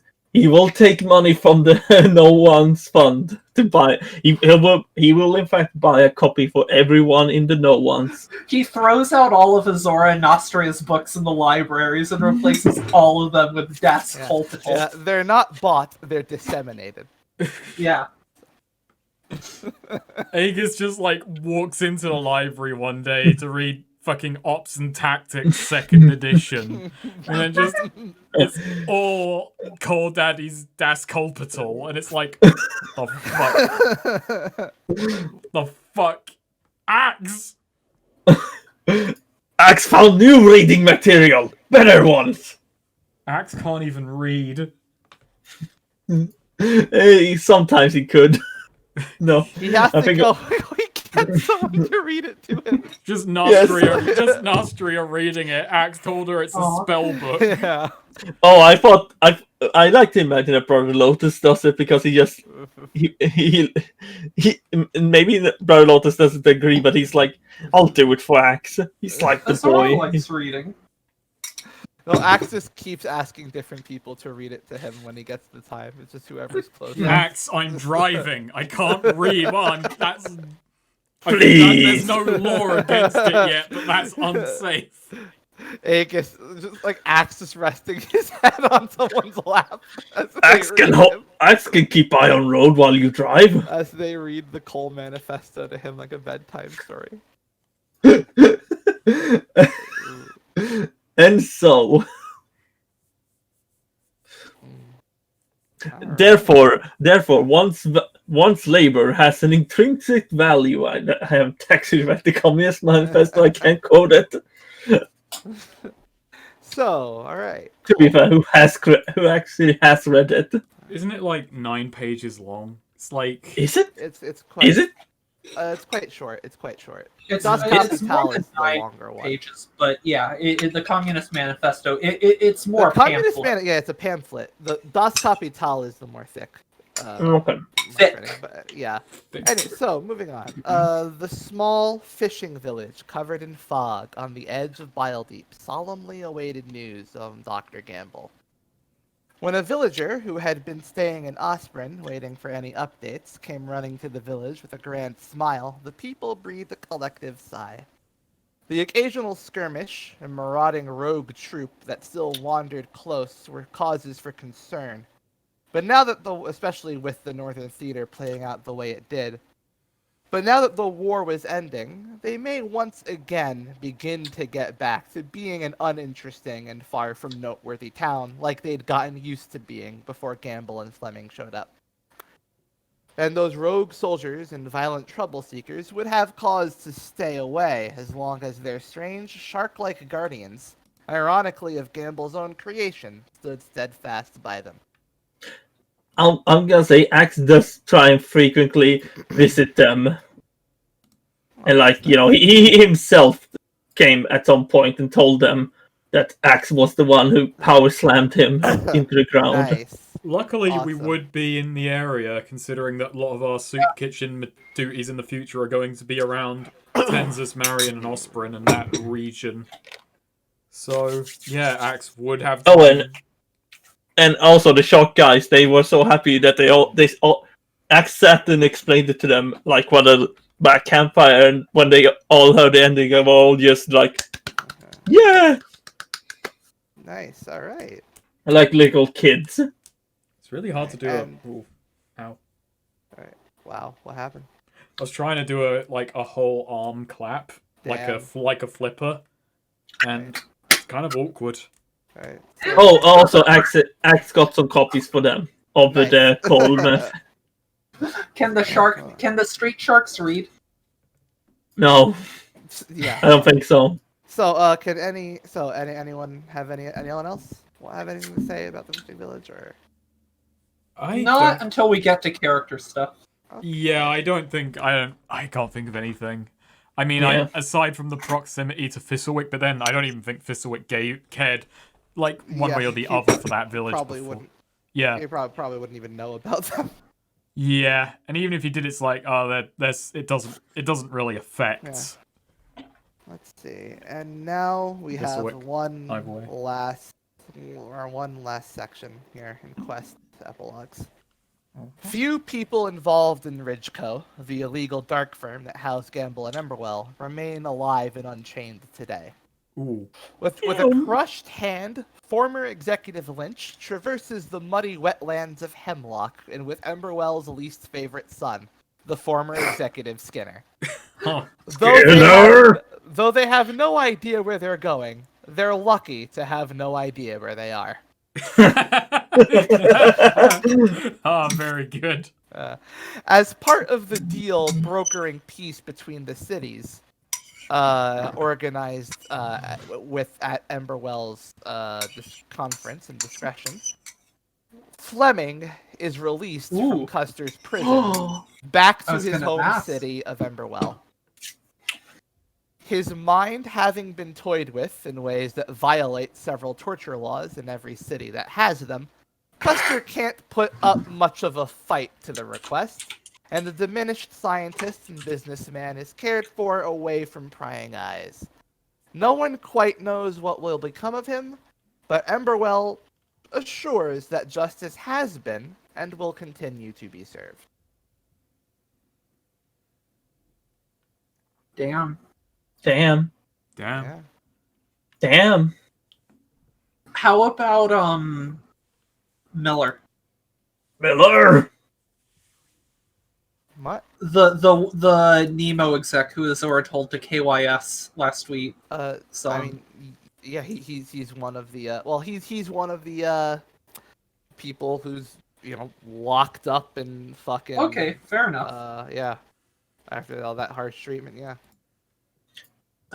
Oh yeah, Axe did crush that man's hand. You know, And he gagged them so the other one died because we couldn't get a warning. Yeah. So the only people who you don't know for sure are either are either dead or in chains are Lynch, Skinner, and Fleming. What about the two mercenaries, the big guy and the little guy, who were the one with the Oh, yeah. gravitational pull who All was right. So, they upon seeing upon Nemo's complete dissolution, they were able to rest easy, and just attempted essentially to lay low in Emberwell. Try and see if they could find some place to start up a more normal life, or maybe see if they could get their own honest work now that Gamble and Nemo, their two owners, had been dealt with. Hmm.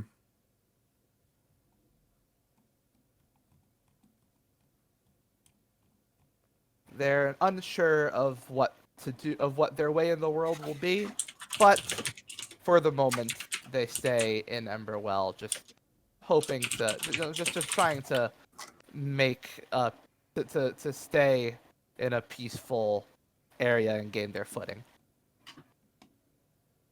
Fair enough. Yeah.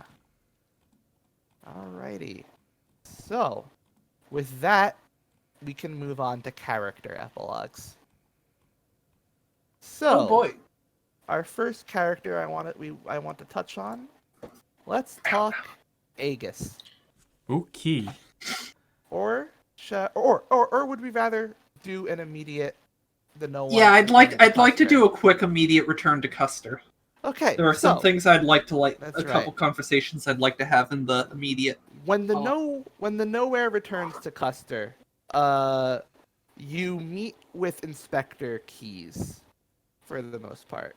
He's the one who informs you that the higher up politicians and high up military leadership very unhappy with the fact that they didn't get to destroy the giant, and they're not going to sanction any honors for you, despite your crucial role in ending the last battle. But given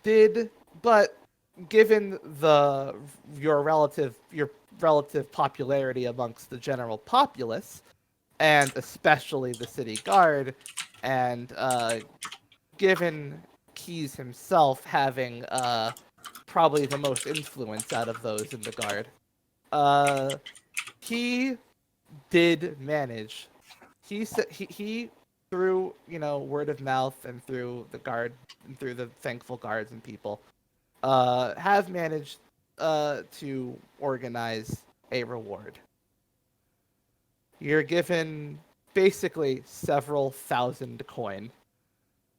Nice. As Keyes says, and Keyes basically leaves you with, well, so they're giving, for the first time in 3 years, they're allowing me to take a vacation, and I'd suggest that you do the same. I think you've earned it.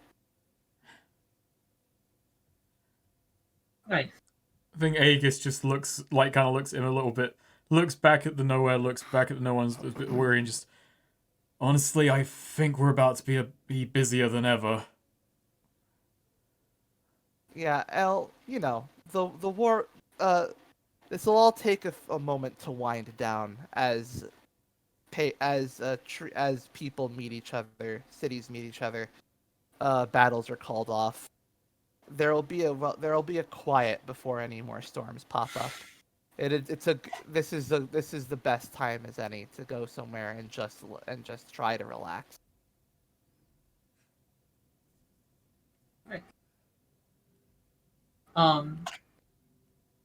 While we're here, so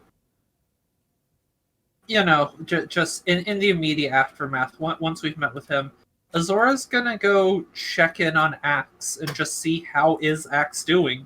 Just killed Gamble like an hour or two ago, I assume, and Probably longer than that, because we did chill Probably out with the longer than monks that. afterwards. Yeah. True. Yeah, and you had to get It's Yeah. probably been care, several eating. hours, if not a day later. I would say a day Yeah. or two.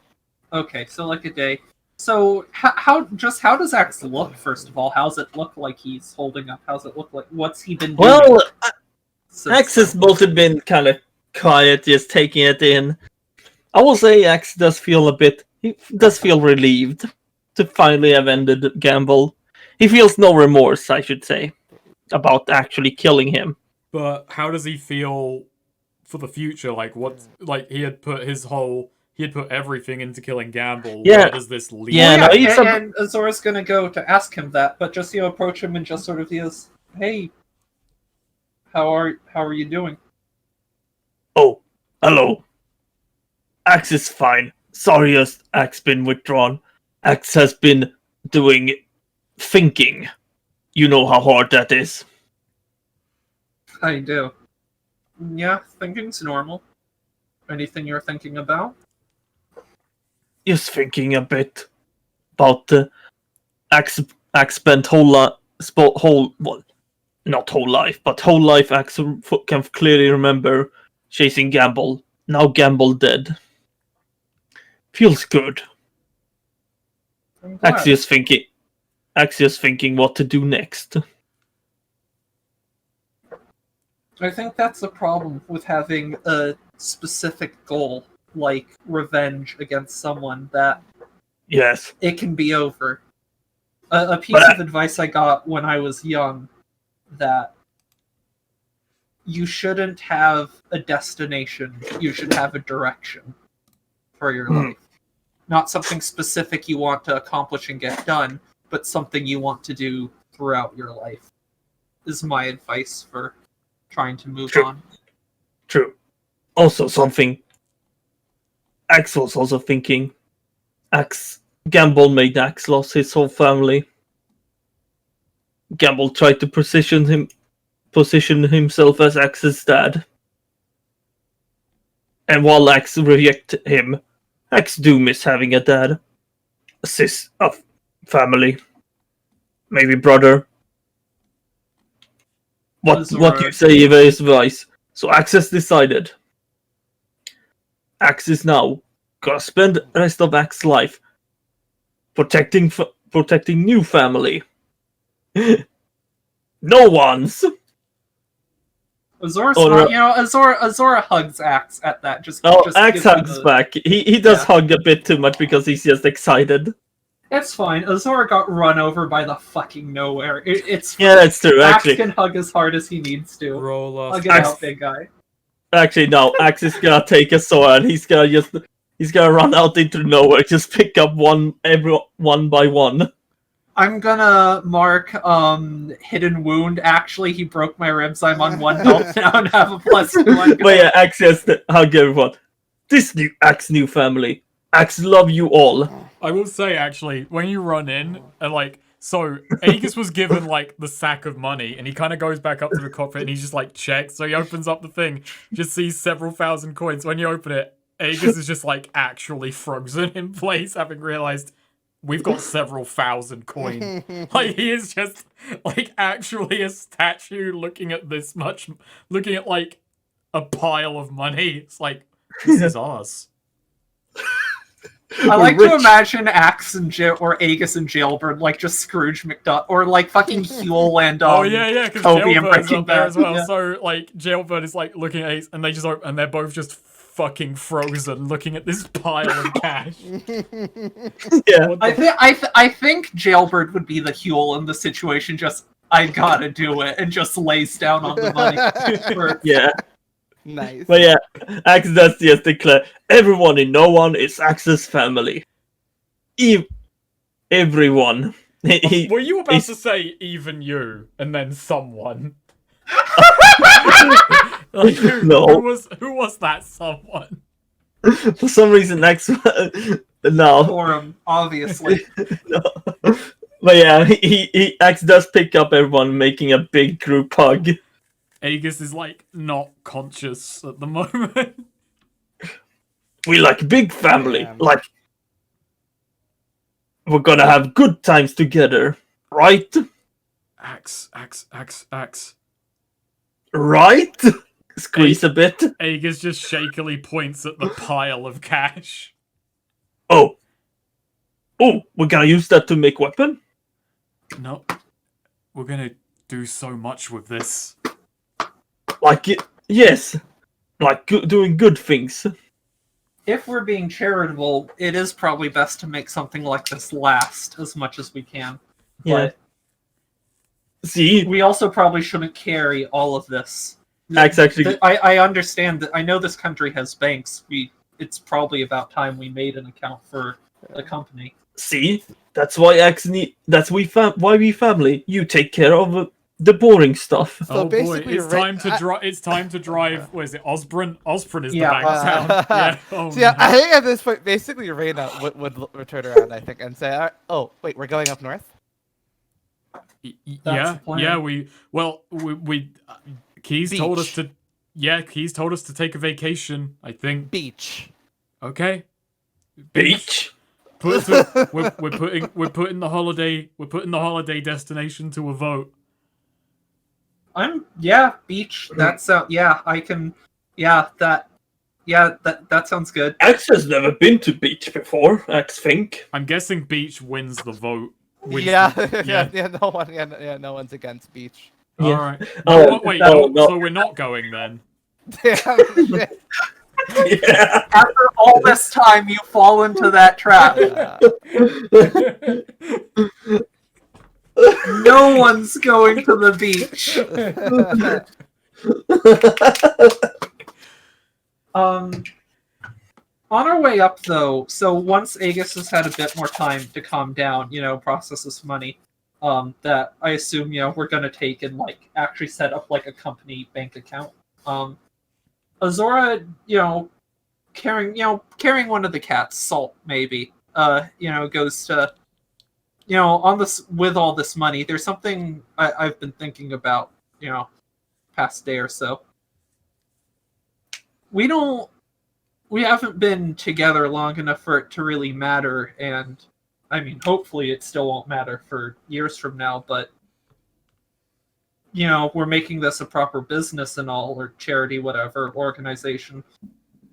We should probably consider, retirement situation. What we do when when I was working for the Alligaries, that was a whole setup thing. If you were injured so that you couldn't work, or just once you had served enough time, you could retire and were taken care of after that. In this line of work, it's very easy to, get injured and. Retirement Aegis plans. looks at Azora with kind of surprise and just, you're thinking about the future?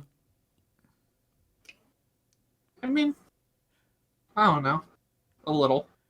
You say And we haven't Azora been sort of, together yeah. a long time, but when we first met, you didn't seem like you'd think about surviving the next day, let alone hanging your sword up. And Azora just sort of looks around the nowhere and just didn't think I'd have comrades again either, really. But Well, this. I don't know. I want to use this money to expand our operations, but yeah, we should probably think about if we have somewhere to settle our heads when all is done. Something to leave to whoever's gonna run no one's when we're done with it. Well, yeah, everyone else just kind of nods and thinks on it. Until Nostra just says, "Wait, doesn't that mean you'd all retire before me?" Not We're not- necessarily. how Yeah. I'm only and Aegis starts thinking, how old am I? Wait. He's lost track of the years. I think Wait. I'm not that much older than you. I think. Wait, how old is Axe? Wait, Axe is good. Wait, shit, Axe should have asked Jambold. Azora just sort of says, I mean, I'm turning 28 Yeah. pretty soon here, but Yeah, Corum just looks. Corum, who I guess is probably just like sitting down, just sort of casually looks up at Lotus and just says, "Wouldn't you have to retire immediately then?" no, Azora, that's not how it works. You have to. Man, wait, you have to be hit at a certain age. What if Axe has hit that age? Well, I was thinking No. I was gonna retire at 40 and yeah, that's what God. Aegis says. Oh god, 40 is a number Axe recognized. Azora, please, quick, how old is Axe? I don't think you're any older than me, buddy. Yeah, If and you Reina, are, not by much. And then Reina pipes up and just says, "Technically, this is my retirement." Fair enough. For record, by the way, Axe was no older than 23. Wow, Okay. he is the youngest then, because Aegis is 26. Yeah. Wow, and Azora. So Azora is the oldest of the three PCs because she's turning 28 very soon. Yeah. But Aegis just doesn't remember his age because years traveling just kind of blurred actual time together. And I imagine where he came from just had a different year system. Was in a different considered itself in a different year than Hemlock. So Oh. I And avoided dealing with any of that, and different date systems in Grimwood. I've Hemlock. avoided yeah. dealing. I've avoided dealing with it. Yeah. I'm just saying it probably was different, so Aegis has no idea how old he actually is. So, yeah, alright. So Aegis basically says, because I imagine we're all sitting around, and it's a bit of a melancholy situation, but Aegis just kind of thinks, well, look, when I arrived here years ago now, when I didn't think I would lead a party, I was hoping to just fall in and support someone else. And in a way I have. I didn't run this thing by myself. I don't know how I'd handle all of us retiring. I haven't thought about it. I don't know any more than you do didn't know any more than you did how long any of this would last. I'm surprised we got this far, and right now I feel like we're pretty invincible. But yeah, it'd be naive of me to think that would last forever. So I'll find someone who we can trust who can work that out for us. O'Malley's sitting outside, Maybe if ready there's for someone here at O'Malley is Hester. not sitting outside because I'm going to Osborne. I'm gonna talk to someone about setting that shit up. Yeah, no, I'm just saying that's something O'Malley would do. Like, hello, are you on the stock market? O'Malley, I who would is like. currently in 5 places at once. No, he wouldn't. So really, just the no one sets up some 401ks. Yeah. Yes, the resolution is that essentially Azora has decided that she's going to live and hang up her sword one day. Meanwhile, Aegis has kind of joked to himself that, yeah, I was going to retire early. When I get bored of the mercenary life, I'm going to settle down, wife and kids, and just collect. And meanwhile, Axe has decided that no one's is his new family and he's gonna protect them. Aw. Did So, did M tell you who she was shipping? oh, she did. Yes. Yeah, Yes. yeah. I don't see it. Hey, Aegis, what do you mean you don't see it? What are you? Oh, I meant- what ship are you thinking of, Sweet? Nostria and Corum? No, What? What? no, Like you said, What? that is not what we're talking about. Oh, No, Aegis and Jailbird. that 100% is gonna do the pooch. What? That's a What? what? What? They're going to what? Going to... I think I mixed up some. You mixed the terms there. metaphor. You mixed the metaphor. Yeah. Do the pooch? Do the pooch means you fuck something up, and it's screw the pooch. Screw the pooch. Yeah, to fuck something up. Hang on. No. What? Yeah, have to close the door for that one. Don't want Gonna do people the over here. Macarena. No, I meant. Actually, it's funny, on the Yakuza 5 script, I have written pound the pooch for the alliteration for someone when someone fucks up. But Well- Aegis is going like wife and kids someday. I just think Jailbird, I see it. How the fuck would that work?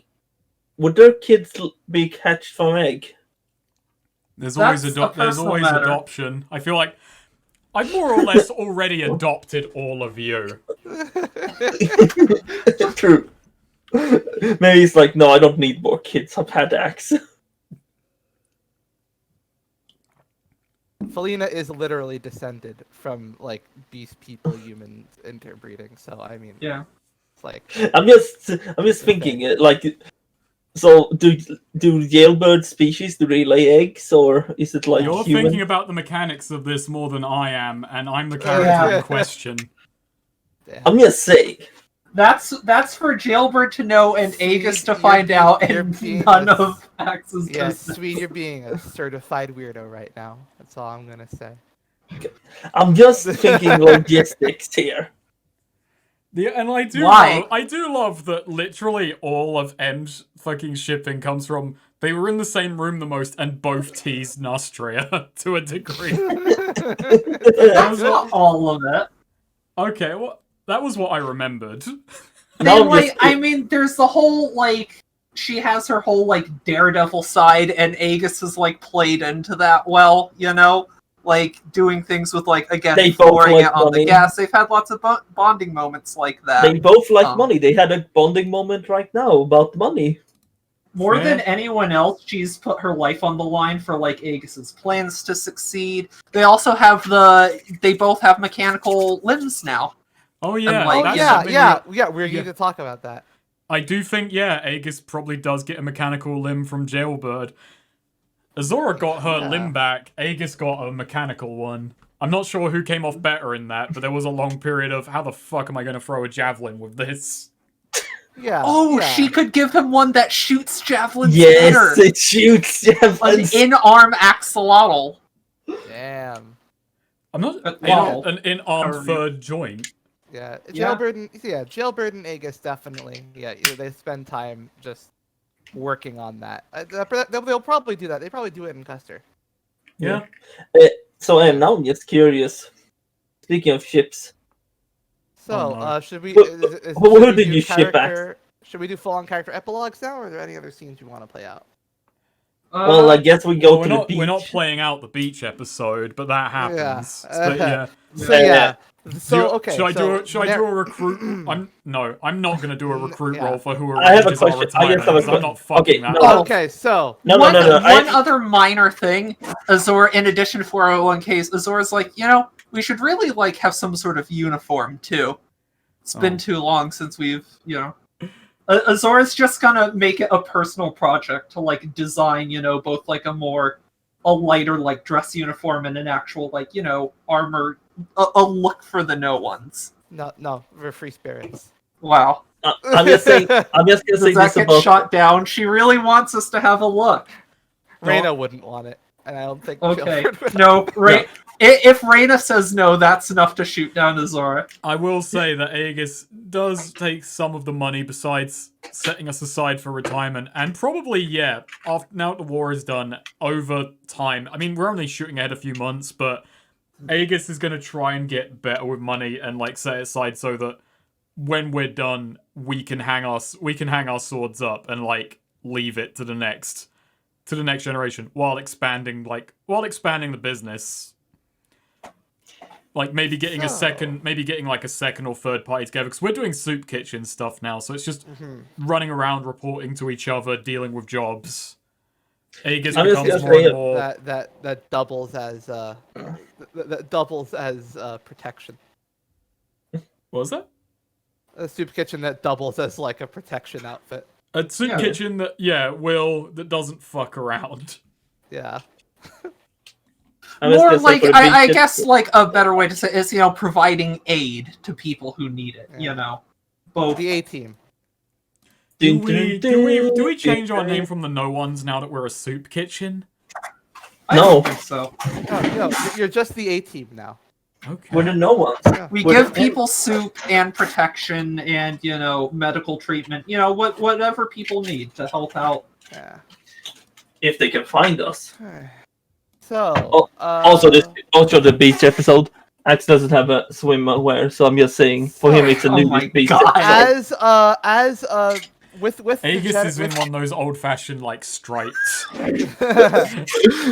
So, with the thousands of coins gifted from the gracious people of Custer and the guards, and the Nowhere departs after some, after some talk and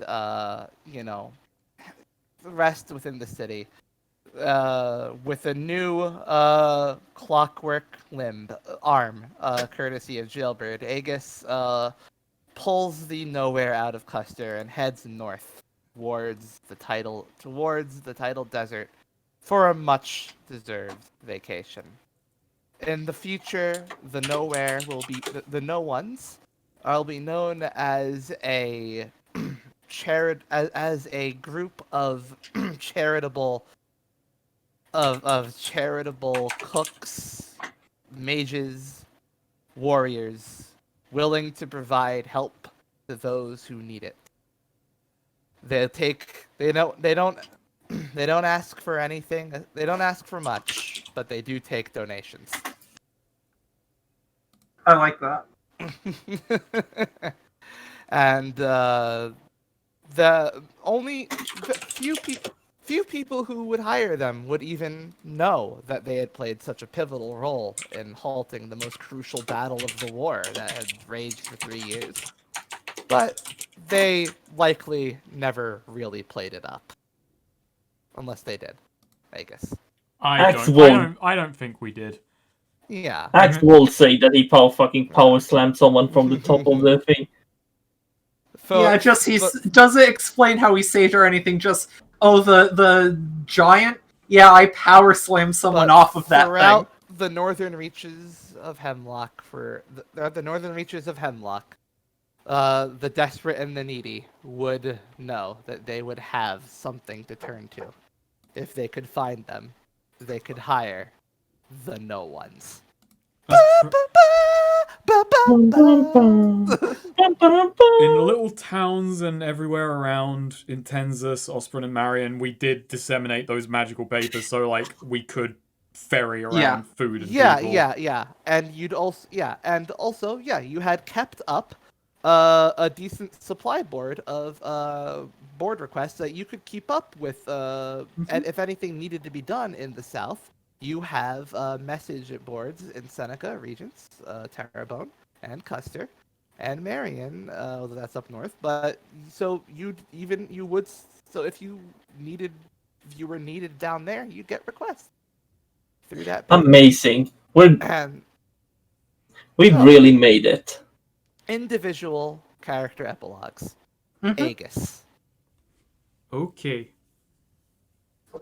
What does Aegis how does Aegis make what does Aegis make of most of the coming months turning into years with the no ones? So are we jumping beyond the like because we're only jumping ahead a few months for the next party, so Yeah, but just give me a broad idea of where of how he's feeling, where he's going.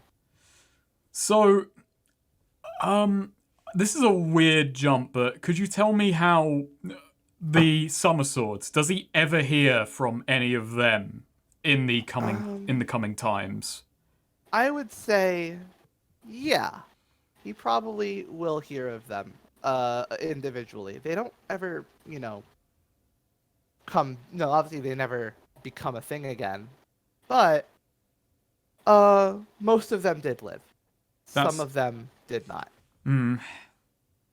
I would say I think he does reach out to Calford.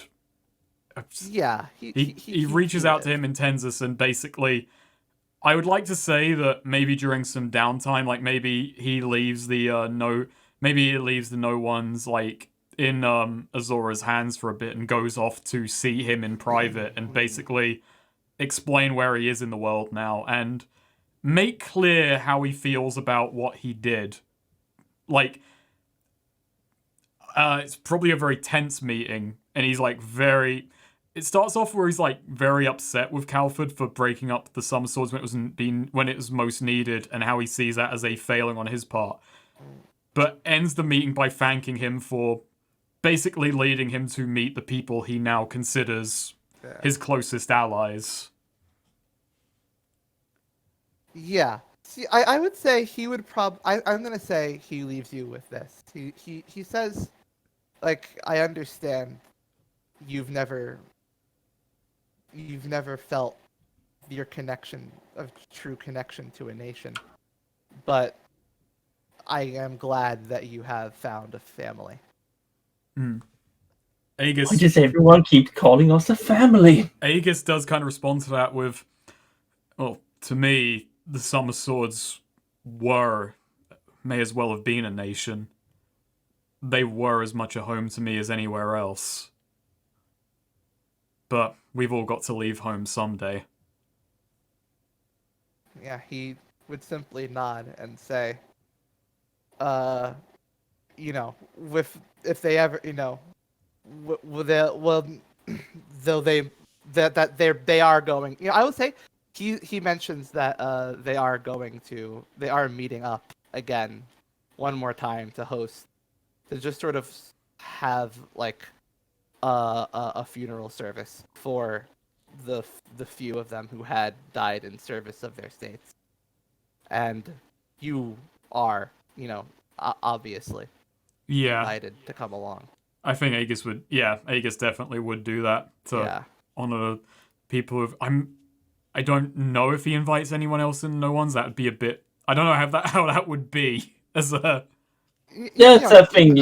He would say, he'd say he'd be fine with whoever, if you wanted to bring your new people along, or if you wanted to come along, he'd understand either way. Yeah, I think Aegis does breach the topic and explain to everyone. Basically, I think it's a bit of a cop out to do it now, long after, but Aegis does basically sit them down and explain to them the story of how he came to the country and who these people are, and basically say they're holding a funeral for those who passed in the war. If anyone wants to come along and honor some of the friends I used to have, then you're more than welcome. No, we have to. I understand that they're not people you knew, and these are people who fought in the League and the Confederacy. I'm not saying they're enemies, they aren't to me, but we might have had to cross swords if it had come to it.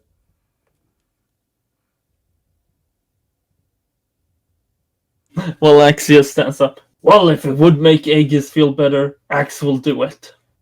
Axe, don't take this the wrong way, but please be on your best behavior. These people, they used to be what you people are to me now. Oh. Axe behaved very well that day. That is good.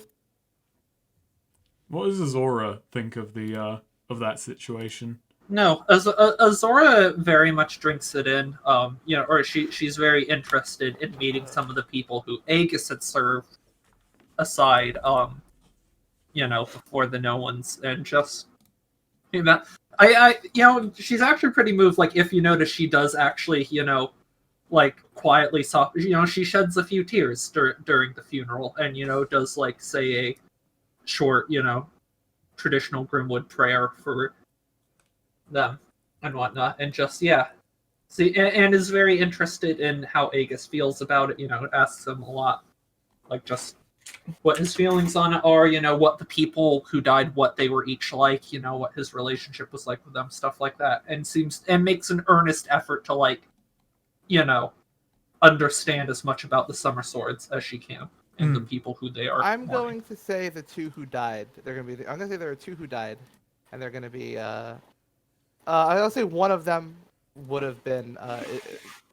One of them would, I guess. I'm going to say one of them was from. Let's see.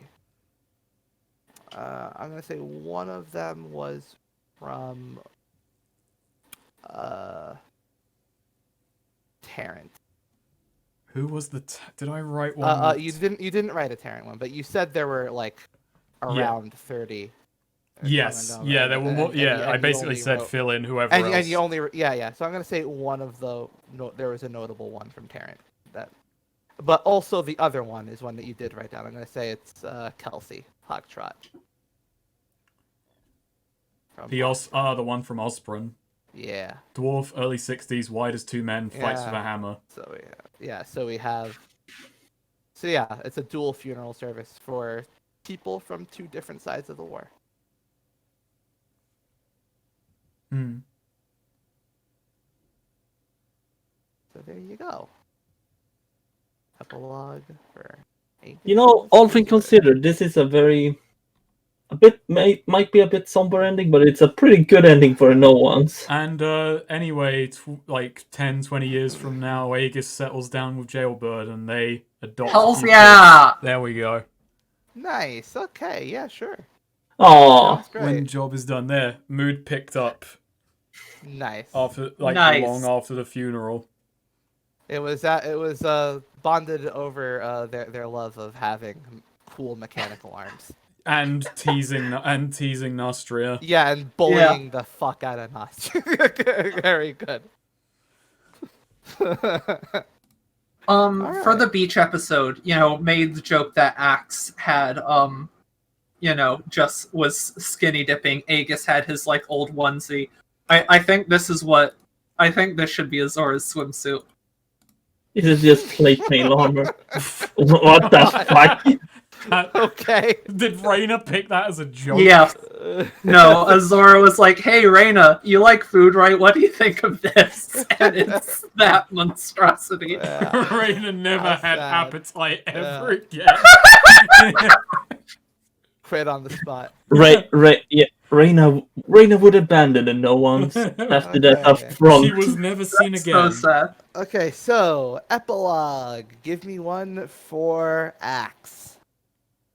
Well, it's not gonna be In much. the coming months and years, And- the coming months turn into coming years. What's Axe feeling like? Where does he want to go? Where does he end up? Well- Where is he headed? Well, you know, the first months and so on, he's very happy serving.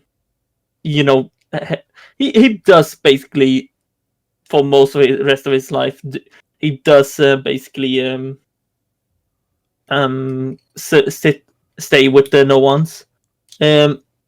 Basically the first months, the first years or so, he is basically that he's with the no one. He helps with everyone. He puts his strength. He's not as angry anymore. He still has anger problems. He's still easily ticked off, but you know he doesn't have that seething anger anymore he had from Campbell.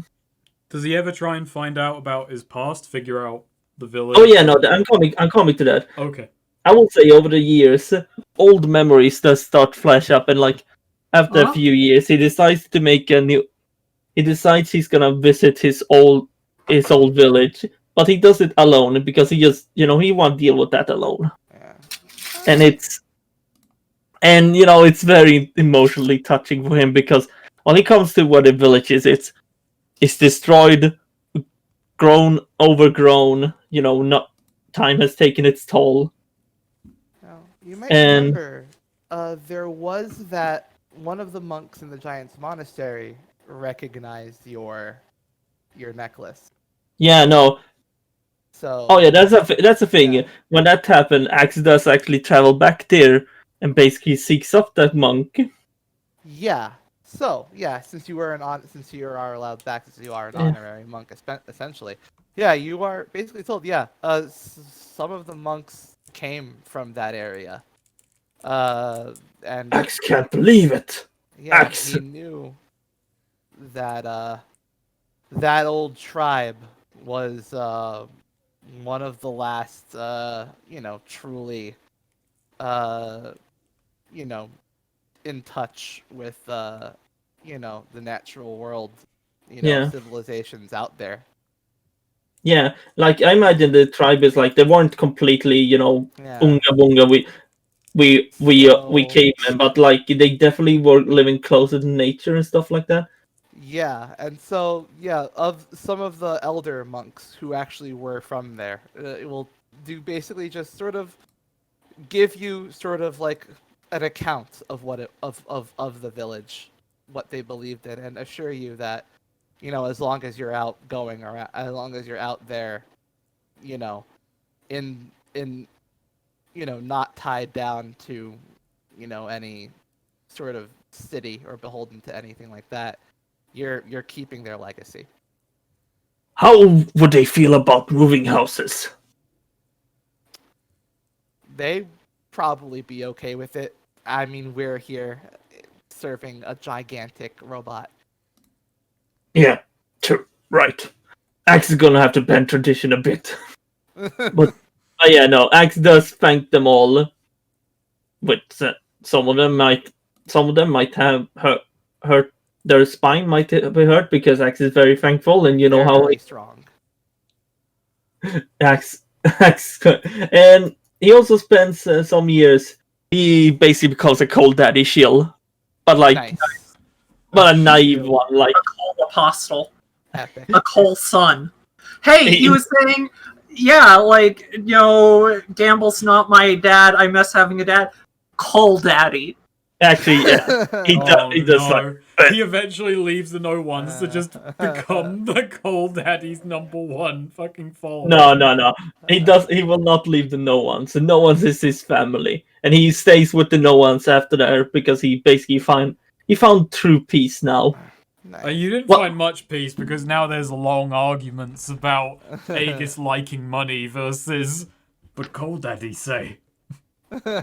No politics at the dinner table. No, he No started politics at it. the dinner table that I paid for. Axe did the labor. I did the labor. I was there. We both did labor, so both of us made it. But who made more? Doesn't matter, both made labor. I feel like I did the most work, TBH, as Zora says. How does it feel that Axe is gonna become Uncle Axe? Nice. Communist Uncle Okay, Axe. so that's Axe's epilogue then? Yeah, no, he basically finds, after a long Yeah. while of just insufferable, manageable rage, Axe finally does find peace. And demeanor. Yeah, Nice. That's great to hear. he Zora. does. Oh yeah, no, just one more thing. Yeah. Oh, He does start teaching people how to use Axe properly. nice. Nice. Hell yeah. He starts Right, up so- drilling and- again.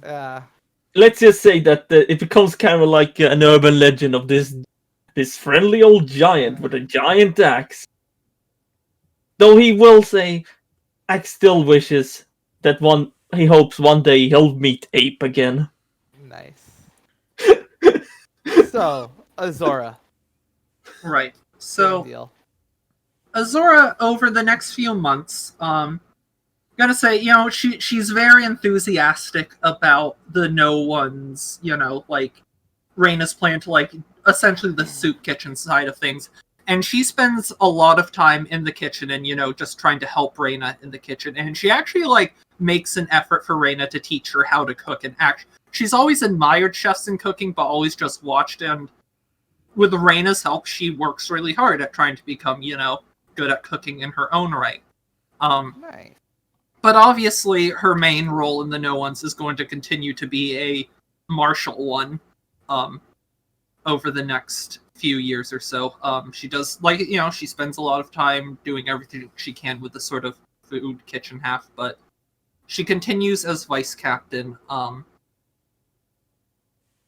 Actually going to say in, years from now, like maybe, I don't know, 5-6 years, somewhere around there, Azora's going to ask Aegis for an extended period of time off. She's decided. Well, in general, her mood improves a lot. I should say. While she's in the kitchen, she becomes more and more eloquent and talkative. And just in better spirits. She is more and more a fully functional, emotive person. But she asks for time off because she wants to have a kid of her own and try and raise a kid. She's not retiring, but just like take, about a year off, essentially. Oh, she takes mother leave, or like parent leave. Yeah. Yeah, Aegis maternity grants leave. Yeah. Aegis grants that, Yeah. but he does kind of think to ask her as she's going, if you're gonna raise a kid, you're gonna need far more than a year to make sure you're there for them. Well, I mean, Azora's plan was going to be to have the kid, we're mostly focusing on doing, like, restaurant work and whatnot. Like, the kid can, be with, like, the No Ones and whatnot, not for military stuff, but these are also her only friends, and if anything were to happen to her, like, she would want her kid to know these people. Wait, are you saying that she's gonna go out for a year just trying to find a dude? She's like, yes, you may have my child. I don't think that would be how she would go about it. I don't know. Like maybe she would find someone and adopt. She like if she were to go about that route, like I think she'd probably ask like Lotus. He just seems like he would be less. I will do my duty. Yeah, No, Lotus. Other than Lotus, that, she also might adopt. I really don't know. I'm just gonna say, Lotus will ask. Okay then, do you want the mustache on Aegis is, or going to off? have, Aegis is going to have weird half-human bird kids, and you're just gonna... I'm off looking Maybe for him. Aegis adopts. Maybe. Oh, please. Maybe. Azora was an orphan. I mean, she honestly, she probably does adopt. Just I you know, figure an also adoption's the easiest. Jesus, Yeah, there's a lot of adoption she here. herself was adopted. You know, she was an orphanage baby, and she knows what that's like. Meanwhile, But Axe so, doesn't yeah, adopt. you know- Aegis, but yeah, Aegis grants it, especially if we're still doing services in like generally one area. And Yeah. assuming by now Aegis has expanded the business and we're still like running it as a kind of charity Yeah. soup kitchen thing that's less militaristic than before, but still does that. Then yeah, Aegis is like, yeah, take all the time you need. Just don't be surprised if we call you back on for a tough gig. Yeah. So yeah, Azora takes some time off. I think she probably makes asks Reyna and Aegis respectively to be Aegis and Jailbird or like Reyna, to be godparents should something happen to her. I think she actually, she still goes very hard in combat and whatnot. Obviously, has a much greater sense of self-preservation, especially when she has a kid she's raising. I don't have anything for the kid. Like Neo you can say the kid is like whatever. May I add something? Its middle name is Axe. Well, would be nice too. That's But That Axe, would make Axe the Godfather. Axe will go out of his way to teach Azora's kid the way of the axe and why it's great. Nice. You know what? It actually maybe she gets a daughter so she can name her Shadi. How about that? Oh, that's nice. I like that. Yeah. And Axe will still teach her the way of the axe because Axe does not care. The axe is gender neutral. But so Shadi Azora... Axe Alighieri. Alighieri's not her last name. That's not how it works. That's that's very much not her last name. Okay. Those were her owners. She was property of the Alighieris. That is So extremely wait. not her last name. So she would be like, okay, what was her first name? It dropped my head. Azora. It's just No, Azora. It's No, a your mod. daughters. Oh, Her Shadi. Shadi Axe no one.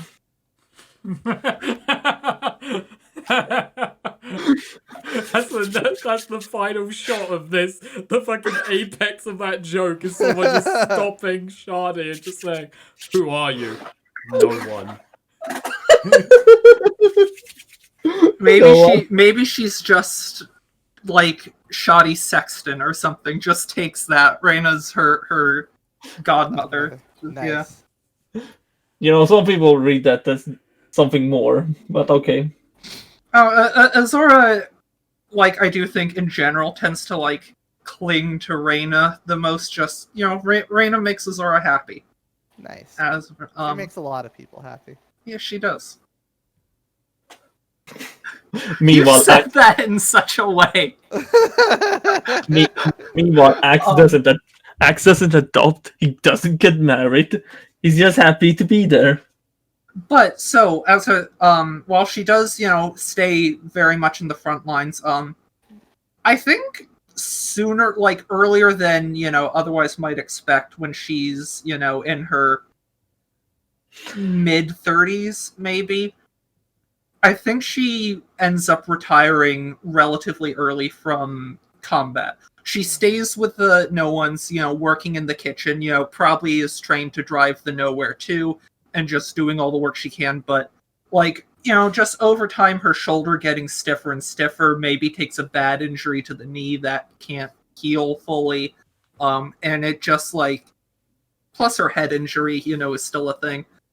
And repeated getting a bit... injuries in the years since. Yeah, but so, and I think there's probably just some big knee injury or anything where it's just, that's kind of it. Azora isn't, she needs to take care of her kid and whatnot, so she retires from active combat after, in her mid-30s and moves on to just working in the kitchen.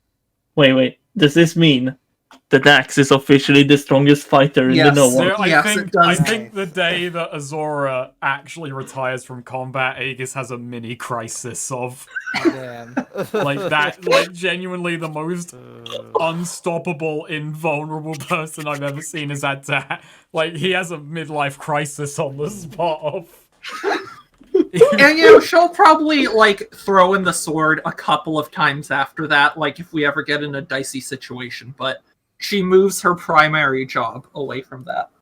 You know, then it just shows how serious the situation is if Azora has to unsheath her sword. She also, just as a minor thing, she writes a lot more as her, you know, mental state improves, and sometime down the line, she publishes a book of poetry. Okay, you know what? I want to give X something else. Okay. When you're done. Okay. I actually have something more for Aegis as well, thinking about Cool. it. But yeah. So yeah, she publishes a book of poetry and you know, maybe a couple other writings, just certain accounts of her travels that aren't too like depressing. Any nice stories she has. You know, she spends a lot of time writing, is my point. I think she might visit Grimwood again someday, but not until she's an old woman. You know, Grimwood, its bloody, drawn-out civil war eventually ends, and, you know, years and years on from that, she'll... And invite anyone else who likes to go, Raina, if she wants to see the cuisine of another country, or maybe if Nostria wants to see the magic or anything like that, you know. Although she figures Nostria might not, because both the magic and technology are significantly less developed in Grimwood, but... You just turn up on the docks and there's this like emaciated man just saying, please, please get me back. My name's Leon. I need to get out.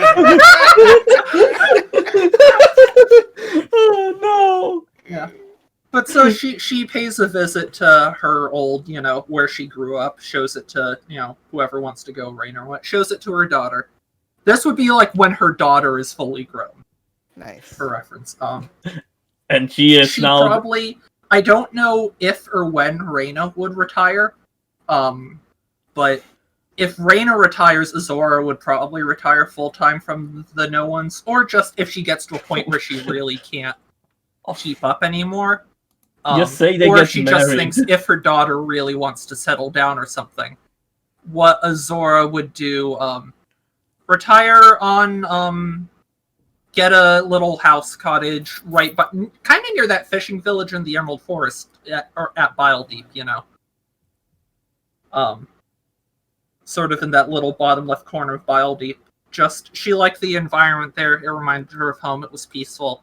And, you know, she would know a lot of people there by that point. And, yeah, in middle age, after retirement, probably settles down there and makes extra money by selling her services as like a training instructor for cities trying to train their guard, or like, you know, in general for training mercenaries or things like that for self-defense forces, that sort of thing. She becomes a guard instructor in her retirement, and I think that's pretty much it for Azora. Okay, so what else did Axe have? Okay, so first of all, Neil, I just want to clarify something. Since Axe is half giant, does this impact his life length, like his life expectancy and stuff like that? Like, does giants live longer? Well, he can live to a ripe old age. Yeah, no, I'm just thinking, does he outlive everyone else, like living longer because he's a... I don't... Lotus outlives some. But In my understanding of it, giantism tends to lead to shorter lifespan. But... No, I'd say you'd have, you know, you live about as long. You have as long along the lifespan. Yeah, okay, good. Well, you know, Axe is, you know, what the fuck besides that was I gonna say? Oh yeah, no, Axe does also, you know, inspired by Azora, just first he's, you know, sad that Azora retires, then he's happy because he realized he's the strongest. Well, he's a simple man. But then he realizes, you know, when she starts writing and stuff, Axe is like, Axe could do better. And Axe finally learns how to read. Nice. And then when he reads the Cold Manifesto, he's like, wait a minute, this is rubbish! Wow. No, he doesn't. No, he doesn't. And what? Axe does feel a bit when age comes up and like everyone else is kind of retiring and moving on with their lives. X does feel a bit left behind, but he's like, it's fine. X can live like this. X doesn't need to be beholden by others' ways of living. Besides, I like to think that if the No Ones becomes like a new generation, this is gonna sound really dicey, but Axe is definitely gonna try and be the mentor to the new No Ones. Aw. Aw. And yeah, Zora would definitely, again, with the training thing, even in retirement, would definitely come to help train and drill the new recruits. Yeah, X may have his life may have lost the anger and stuff like that, but most of his skill set really does lie in fighting. He knows that. Yeah. That said, in his twilight years, when he really can't fight anymore, he does settle down a bit. He does settle down on a little farm. Yes. I think throughout all this, as long as Aegis has some money and control, he is basically looking out for former comrades, making sure they find a place. Nice. Actually, no. Axe doesn't set up a farm. He does live his life out with the No Ones, and he's happy doing that. Well, it's like not like we're all going to be riding around in nowhere forever, but it's No. like that he's Aegis just making sure like everyone is taken care of. All right. So, is that it for Axum? Yeah. How about Aegis? You had The one something last else? thing I would say is that probably after a few years, it's like when he is no longer in active service with No One's and basically just serves in a kind of overseer role, just communicating with people who are actually still out in the field. Well, no, he's probably still in there until his like 50s and 60s doing stuff. But it's like downtime. Eventually, he does. No, this is earlier actually. This is probably like a couple of years. This is like before him and Jailbird wind up doing anything together. He's gonna basically say a thing too. He tries to track down anyone else from Brufnell and actually learn whatever he can about the old country. Oh wow, that's cool. Nice. Something he eschewed doing and kind of made a point of not doing, but eventually seeing like, well, Azora was still very much tied to her homeland. Axe doesn't have a homeland. I should probably actually know a little bit of something about where I came from, even if it in no way defines me. Alright, cool. Yeah. I'd say, there are a few other Brufnell expats probably in the country that you... I mean, it was basically everyone was like heading north from the country and like, but along the very, very long kind of empty grass ocean that leads up to Hemlock. Yeah. Not everyone made it. Probably a few just wound up going in other ways, but the few people were basically learning what he could. What was the kingdom like before it all went to shit? Well, what was life like? What were the people like? Who was the king? Yeah. Did any of you actually know my Aegis's dad, who I did not name? I'd say, you get most of your answers, I'd say. Yeah. Maybe not on your dad specifically, because that would be like a... That would be a 1 in long shot. shot. It's like, yeah. did any of you know this man in particular? Yeah. Did any of you know my mother? Did any of you know her in particular? But yeah, more or less just what happened there. What was the story? I was born there, but way too young to know anything.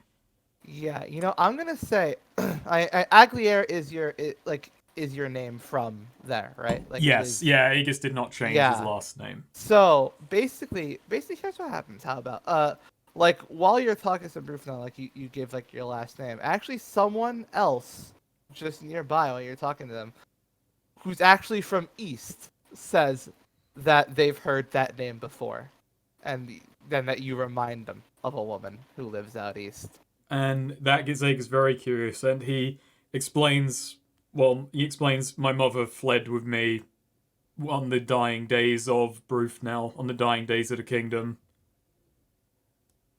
She settled in a little fishing village miles from I was anywhere. gonna ask if you ever went back to visit her or get back in touch. She is still alive. I will say probably yes, but that's probably a little ways after this. Yeah, she's actually she like from what you can gather of like the person who like who knew her after you had parted ways with her, she has found she's found a pretty quiet life, and she spoke about her son sometimes. No, sometimes in the past tense, but she usually called herself. Probably a few years Yeah. later when business is like a bit more stable. Aegis expands the no ones in a few ways, which is more employees, more people, and while he can never make something quite as powerful as the nowhere, because cores like that really only Yeah. come around once in a blue moon, he does make things. He does get things commissioned, and one of the things he does make is a small, like, fast vehicle. So he does decide, I'm going to try and make the journey and try and talk to her. And it probably does take a few months, even with that vehicle, to go to that fishing village. And he does reconnect with mother and tell her basically everything that he's done. And I'll leave the answer up to you, Neo, but he does offer to try to bring her up to the country, or whether she is happy. Just say, we were there, like, I was there when a war has ended, and it looks like peace is, and there is a peace. I think she'd be happy to be settled in the country. Yeah. So yeah, so I think Aegis does actually maybe probably like brings her up to Seneca. Nice. Thinks about leaving her. Thinks about settling her in Terrebonne for all of 5 seconds and says no. Nice. No, Very Seneca. On the Very subject of settling, where do he and Jailbird go? I honestly figured Seneca would be where they wind up, just south. I've always figured Seneca is this place where people just wind up. I don't know. Maybe it's because it's where this. Maybe it's because where this game had kind of started, just south of This Seneca. game started. No, it starts south of Yuma. Well, no, I mean Hemlock in general. I think. Ah, I Yeah. see, I see. Yeah, Yeah. we started in Oh. Coral, didn't we? Yeah, started in Coral. And then headed up north to Seneca to get our jobs. The Fizzlewick started on the road between Coral and Seneca, All on the right. side of the road. Oh, yeah, so that's nice. So those are our PC epilogues. And I will say, like, might have some more stuff, but just I need to know, like, depending on what Nostria does and whatnot, or like Reyna does in retirement, that would also have So some yeah, effect. I'm But going to go down the list now. Oh boy, oh So- boy. Starting with Corin. Having journey having essentially been your first hire, and essentially like only like really just sort of being grandfathered into the no ones, because that wasn't even really an idea in your Yeah. head when you Yeah. when you took him on. He pretty much just decides to stick around for the next few years. He takes he only takes pretty much the pay that he earns. He doesn't there's no haggling or anything. He never raises any kind of stink over money. He seems to be getting probably a little less like cynical than he was when you first met him. To the point where he just wants he settles into just this being a good job to have, like, as to have in his prime. Like, this is how he wants to spend his prime years earning his money. And probably like years down the line, probably let's say 7 to 10 years down the line, maybe maybe a little earlier. When you're probably around Custer. You're around Custer for some mission, for some reason, and that's when he runs into in her 20s now, Sylvana, Huh. who Oh my god. sought him out just to you know, it had been a decade, I'd say. Probably, caught up, wanted to see how Ninline was doing. Knew that Corum would just be out with those people. Didn't want to like go. Was happy to see it. The serendipity worked out that she could see him again, and basically, uh, they just basically just share like a conversation, a quick hug, and she just tells him thank you. Aw. And Aw. Corum, Aw. and that's around the time, and it's probably at some point after that that Corum decides that he actually probably that probably it's some time after that that he probably decides to start winding down, retiring from the from the more dangerous active combat. Feeling, and for a first time in a while, he feels like he's he's done more than just get by, and he's happy to say that. That's good. That's nice. Next up, Nostrea. Nostrea. Hells yeah. So, in the she's so in the coming just immediately, just sort of like in the coming weeks, taking that vacation to the beach. She before asking, writes to her boyfriend asking him to come Yes. out with her. I'm And sure then, she does. like ask, and then like has to very meekly ask for permission afterwards.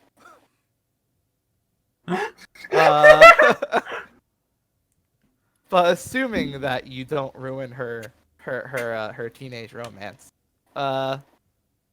she Just avoid looking down Yeah. when he's around. manages. She gets to know him.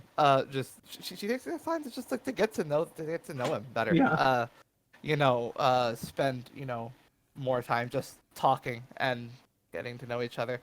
I'd say they probably go steady probably for a few years. Nice. Good for them. When she turns, I'd say when she turns like in like 5 or 6 years. Let's say when she turns like 25. Like she takes a leave to go to Seneca to meet back up with Rutaz. As 25 is sort of like a sort of final, is sort of like a big age for like a mage to reach at a point in their training, and for the first time talks to Rutaz more or less as an equal. Aw. Rather, he treats her as one. It takes her a while to Yeah. catch on to the fact that she's not really his student anymore. With the timeline, this is right when Azora would be adopting a kid. I think I just think Azora would want to like accompany on her that and maybe adopt her kid from Seneca. Yeah. Oh, See your yeah. opinion? Sure. Yeah. I mean, Nostrea was. Yeah. Nostrea was abandoned as a child in Seneca. So Yeah, there are probably exactly. plenty of others. And she might know, like, maybe Azora goes to whatever orphanage Nostrea was at to adopt a kid from there. Nice. Yeah. It all comes together.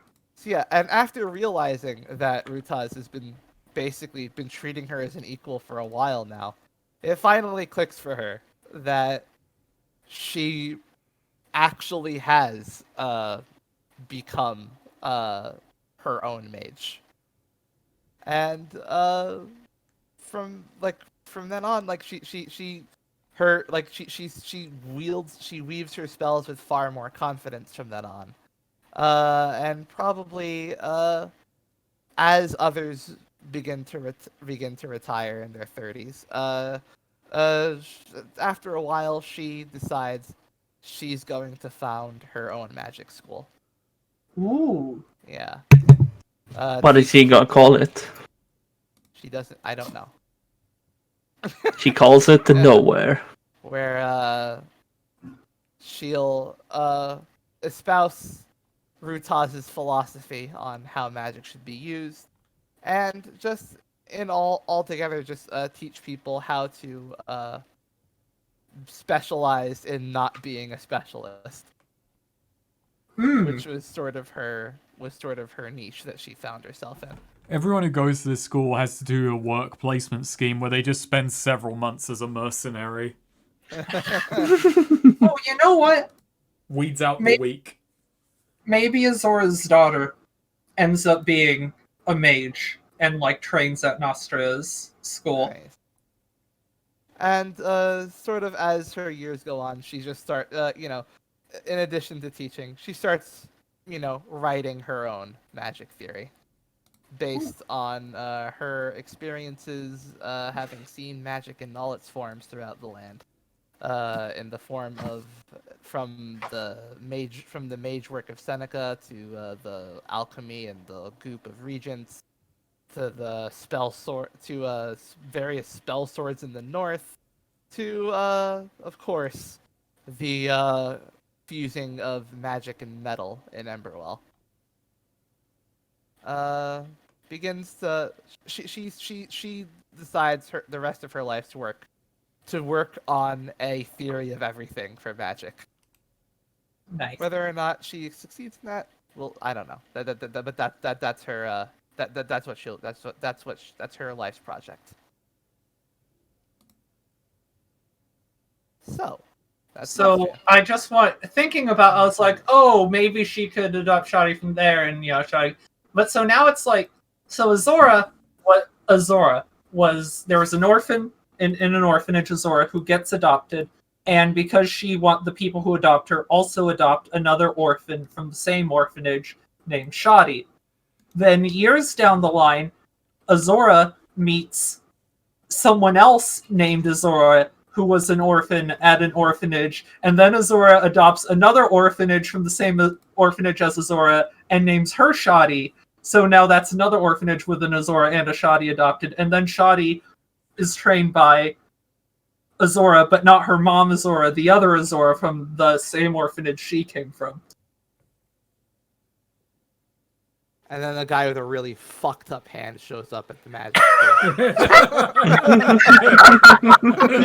Oh no! Aegis lost his hand! Fuck! school. No, Aegis does not Yeah. do that. What conceivable reason? Yeah, a guy shows up at the magic school. He has a really fucked up hand that has entropy powers. No. And he's very spooky as he finds Nostria Azora along teaching Shadi. And he I walks up think to them, I think this joke is done. and he I don't walks think up you... to them and he says, "Can you please cure my hand? It's actually a very big problem." And they did do that. I'm so glad to hear that. Finally, everything has come full circle. Yeah. You know what? I think it was the actual same guy. He just lived a really long time. Yeah. Doesn't come up. They don't make the This connection. hand But is causing more problems than it's been solving. yeah.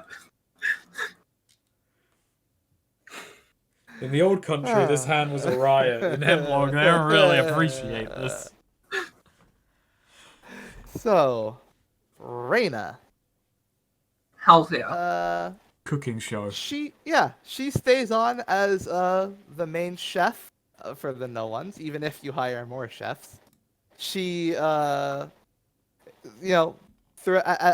you go throughout the land, she takes note of she manages to come up with she comes up with many new recipes as you come across new and exciting creatures, new and exciting foods. Starts to the point where she needs to actually start writing them down, which is something very interesting for her, as she had always just been able to keep it in her head. Azora helps her with that She's specifically. never had a recipe book before. Azora's big Ooh. into writing. Azora helps her publish her or write a book Nice. for her recipes, maybe even publish her. Yeah. And as as she learns that she actually does kind of have a knack for showing other people how to make these amazing foods, after a while, after a few years, she'll go and see how the old family and old employers are doing in the regions, Nice. where basically, uh, she never says sorry, but she does offer her sister. She just gives her the book Aw. of her recipes, and says and just says, "No, we're flesh and blood. You deserve to at least be the first person to have this." I didn't want to Huh? talk to you before I might have died, but you get this. And essentially, they do eventually bury the hatchet. Listen, I think And- Azora would push for Reina to do that. Like, that raised red flags when Azora heard that, and Azora cares about sisters and whatnot. And eventually, as she gets on in age, she'll probably settle. She after traversing the land, she finds where her favorite place was, the place with the best animals and plants. Just her favorite place. It was probably this area, probably around here, like in the Emerald Forest, Neat. where you found those life slugs. But there's a bunch of other shit there. And Wow, she where thinks- is Azora she retired? found her little encampment, her little home, right where Axe's village stood, without realizing it. That's where Azora And- retired to, right there. and sort of just in view of both the plains but also able to make short trips to Glimmerstone Temple, who also had their very special fruits and meals as well.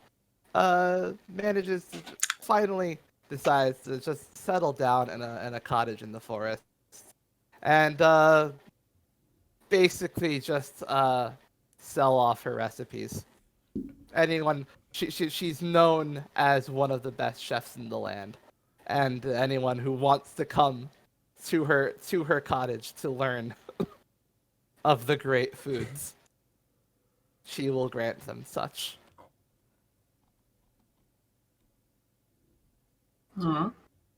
Yeah, Love that, Reina. there you go. Brother Lotus. Hells yeah. Sticking around, seeing that Axe and Azora, and particularly, find peace and balance within themselves. He becomes, it grants him a very nice, fulfilling happiness, and he gets the feeling that perhaps his monastic teachings, they don't have to die with him. Ooh.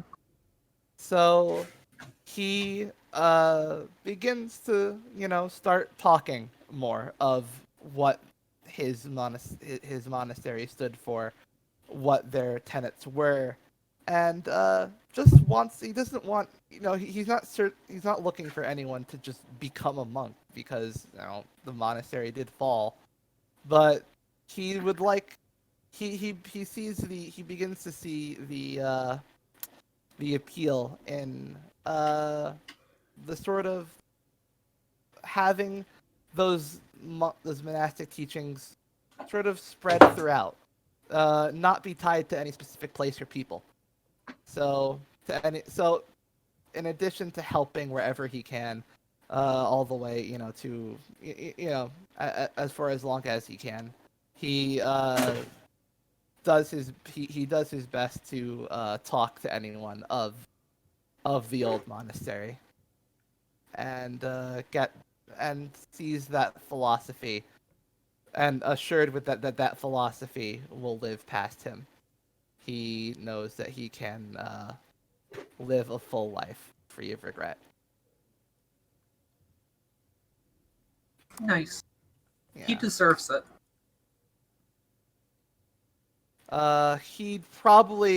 He is given how given his sort of you know, that he places others above himself at all, pretty much at all times, it would probably like even as he slows as his age catches up with him, he wouldn't actually even think to quit because that's just not how he thinks. He'd probably have to have someone tell him that Yeah. he's getting up there in age and needs to retire. But you know, with convincing, he'd step aside if he saw that people were concerned.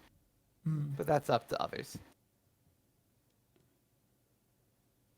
As long as people will have him going around, he'll go around. I will say Azora will when he does. Azora does particularly try and stay in contact with him. You know, she Right. admires him a great deal. Yeah. As all things, yeah, Aegis is looking out for a former no one and making sure that he's doing all right. And he did, and he was particularly proud to see Axe find balance and peace. Sweet. You there? Yeah, Going sorry. over Lotus. I'm going over Lotus, and you're all. Yeah, no, I was listening on to Lotus. So yeah, he's particularly happy to see Axe having found balance. Yeah, So I I will don't know say, if Axe can understand the idea of the monastic teachings, but he does explain it to him. yeah, Axe tries his best, but it's Axe. Yeah. He can understand communism, but not monastic teachings. But Lotus will say for Axe, you don't have to read it or learn it, but you are living it. Wait, what?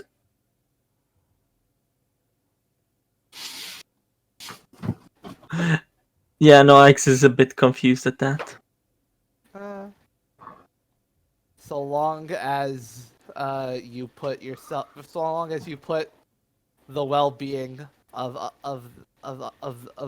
those around you and the places around you before any self-interest, you're living a life that my monastery would love, that my monastery wanted to see.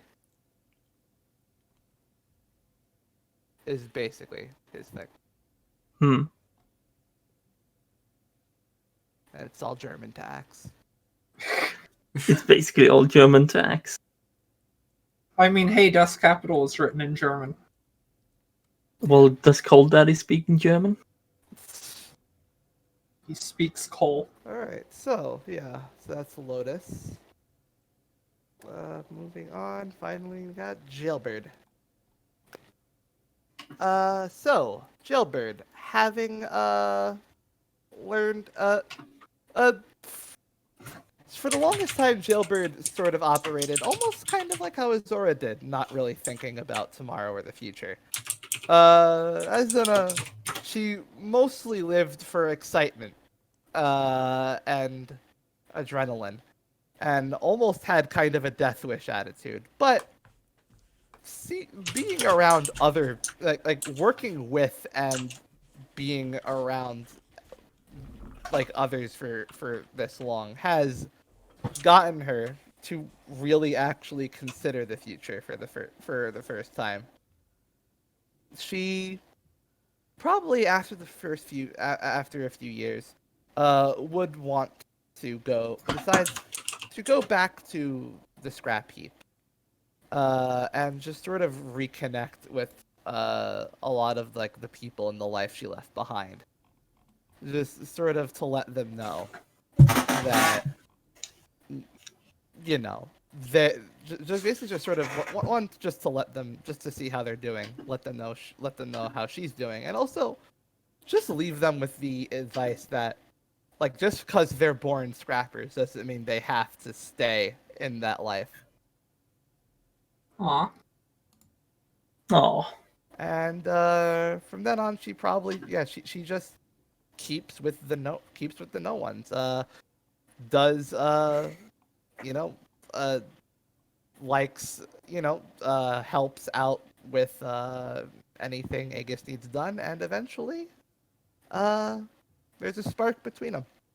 and she decides that she'll just stick by him as as long as they need to. Does Axe's head of HR, does he know about this? Workplace relations. Axe is only honorary head of HR because he doesn't actually know what HR stands for. Yeah. She eventually tinkering with clockworking, tinkering with like metal and like automatic machine, like little automatic machinery and all that, becomes more of a hobby for her as active combat becomes less of a priority, and eventually she just becomes she just becomes a tinkerer full time.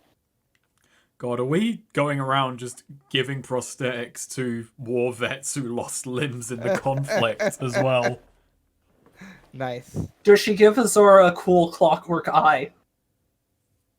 Sure, Nice. if she wants.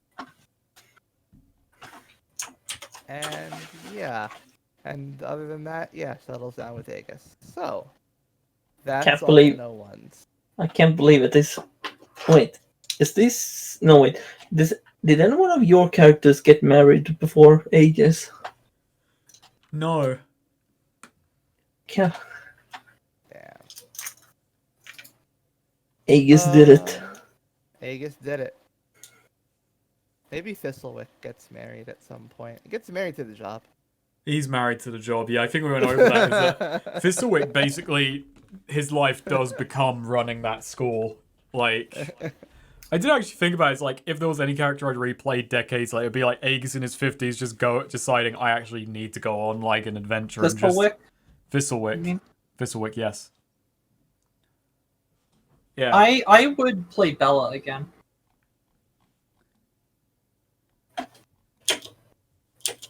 I don't think I've ever had a tabletop character get actually married. Like, in an epilogue or anything.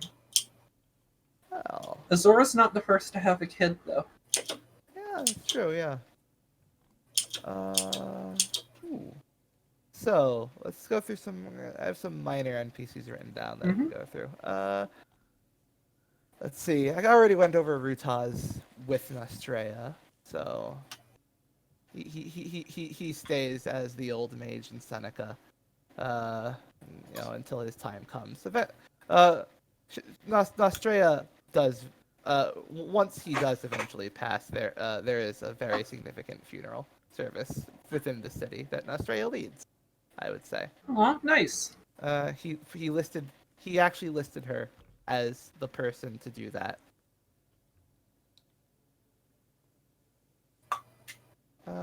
Inspector Keys. Having very much become the most having pretty much having simultaneously become probably the most popular guardsman slash governmental figure in the city of Custer, but also having earned the ire of all the actual political decision makers. Keys finds himself pretty much working the inspector job till his retirement, but he never wanted a promotion anyway. He figures with the war is over, he actually does decide to start. He actually does think about the young elf girl who used to show up at his window to demand that he imprisoned more people in the getting into the Bright Circle. So And he he begins the actually war on does. drugs. And he actually does decide to actually crack down on having those old power stations be so open.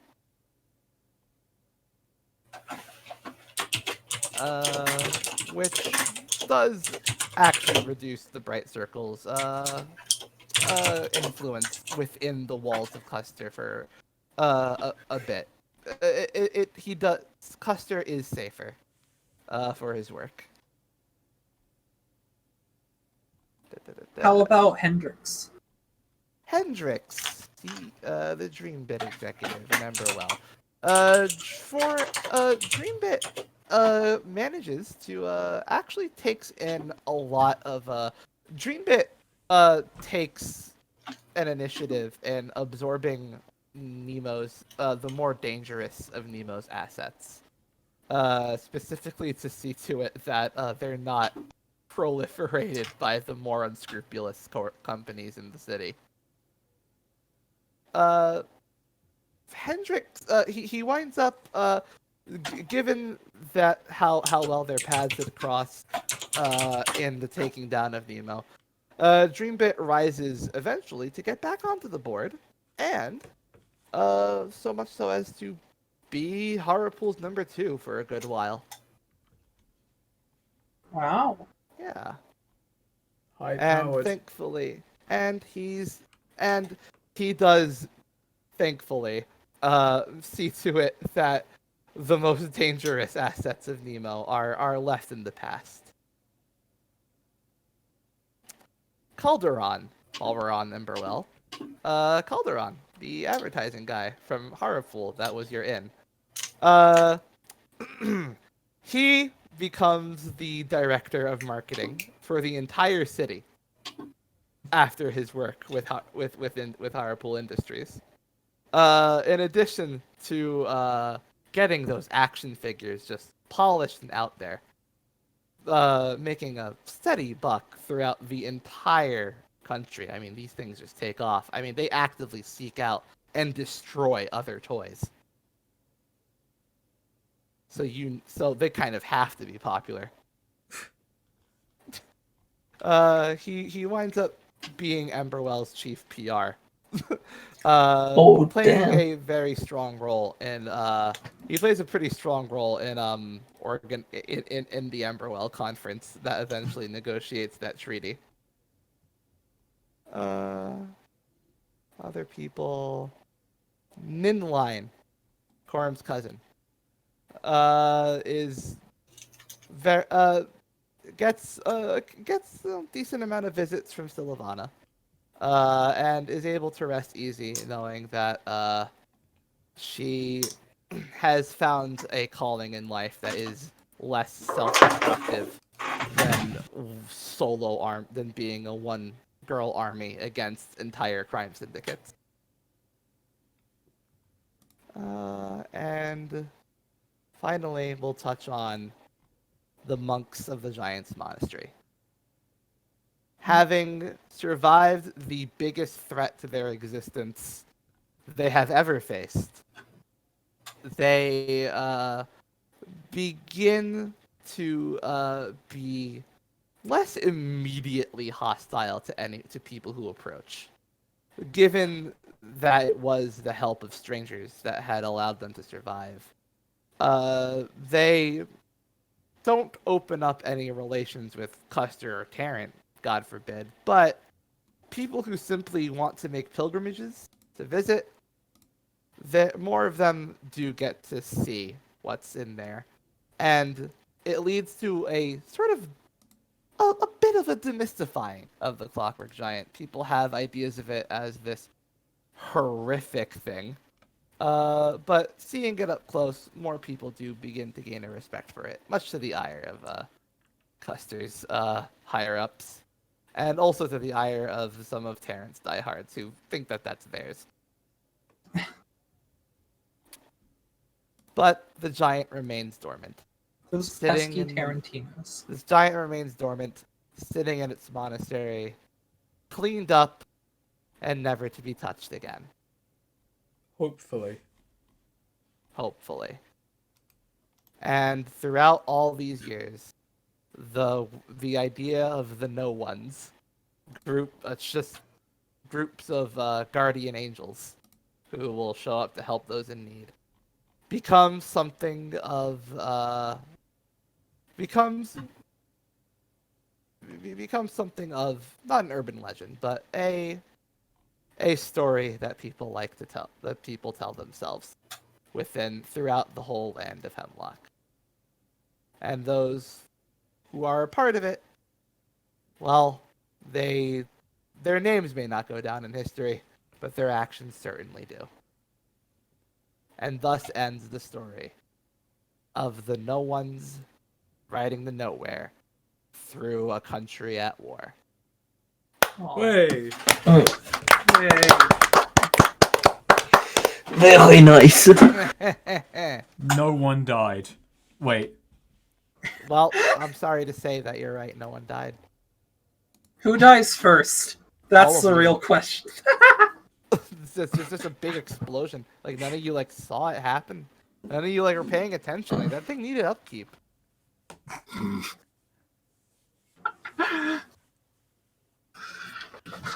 The warranty expired. We got a warranty?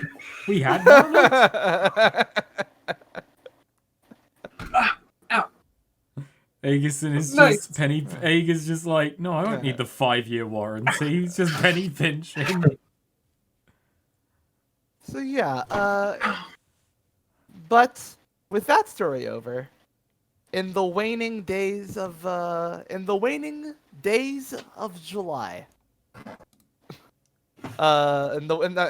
days of summer, something is a brewing in the chaotic city of Terrebonne. But that is a story for another time. Let's that fucking cat. So yeah, that was Party 4. How'd you like it? I That liked was it. fun. That was really good. That was a nice. See, I'm glad we did a whole epilogue session instead of just wrapping it up at the end of that. Yeah. Yeah, Yeah. everyone got their time. So yeah, big changes for the setting. Lots of governmental changes and cities having to reevaluate who they are and what they're doing. Yep.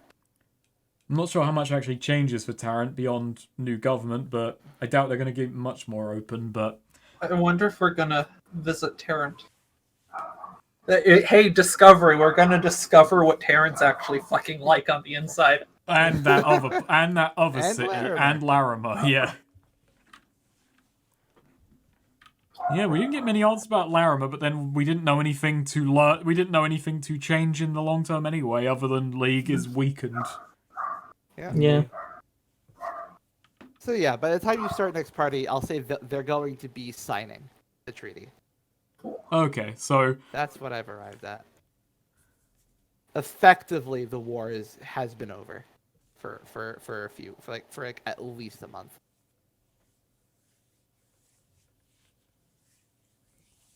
we're on the cusp of a hopeful new Hemlock. Yeah. When we start, give me a specific date in July so I can like put down a calendar. Okay. Mhm. It's actually called, just It's- because there's no Julius Caesar, it's actually spelled Joo, and then Lie. That's Julie. No, it's July. What's August? They called it July because when someone asked what day it was many thousands of years ago, and the person who asked responded, July! You lie!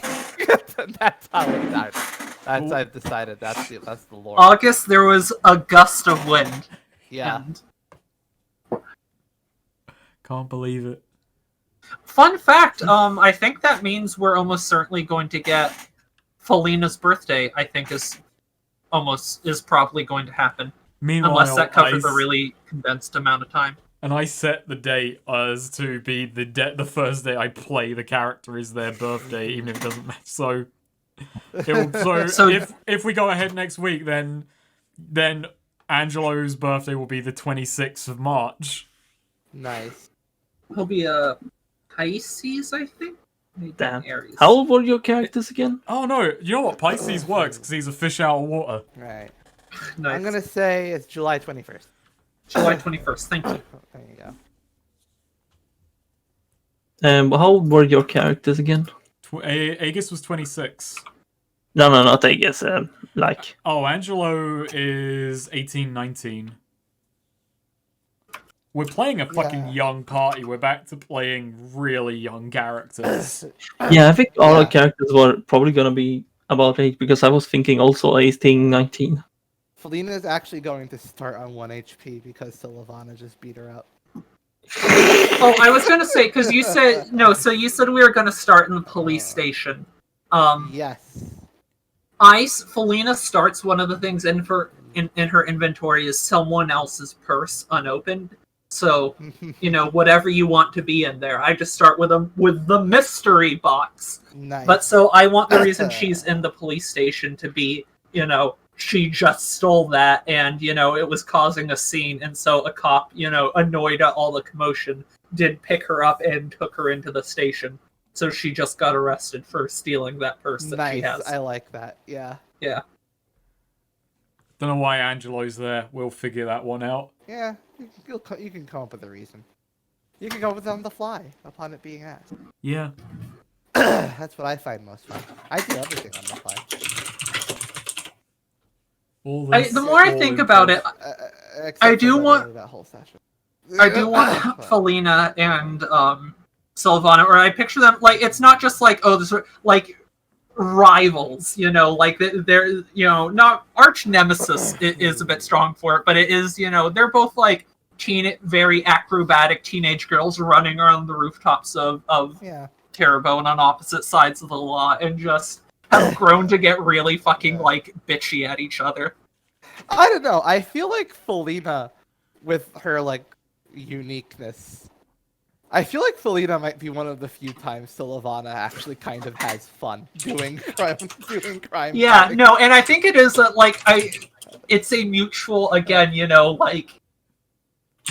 they're constantly slinging insults at each other. Yeah, because Felina isn't actually like that much of a. She doesn't kill or hurt people that much, but it's more just like, oh wow, this one's actually pretty. Like it's more like just like a pride thing. Yeah, no, I think it does. It's not so much like Felina gets sent to the hospital the first couple times, but Sylvana learns how to pull her punches enough to not like risk Felina's life. And it just and Felina never steals anything that valuable that it really sucks to lose it. So it just becomes a matter of pride as a oh, you think you can fucking catch me, you bitch? That's good.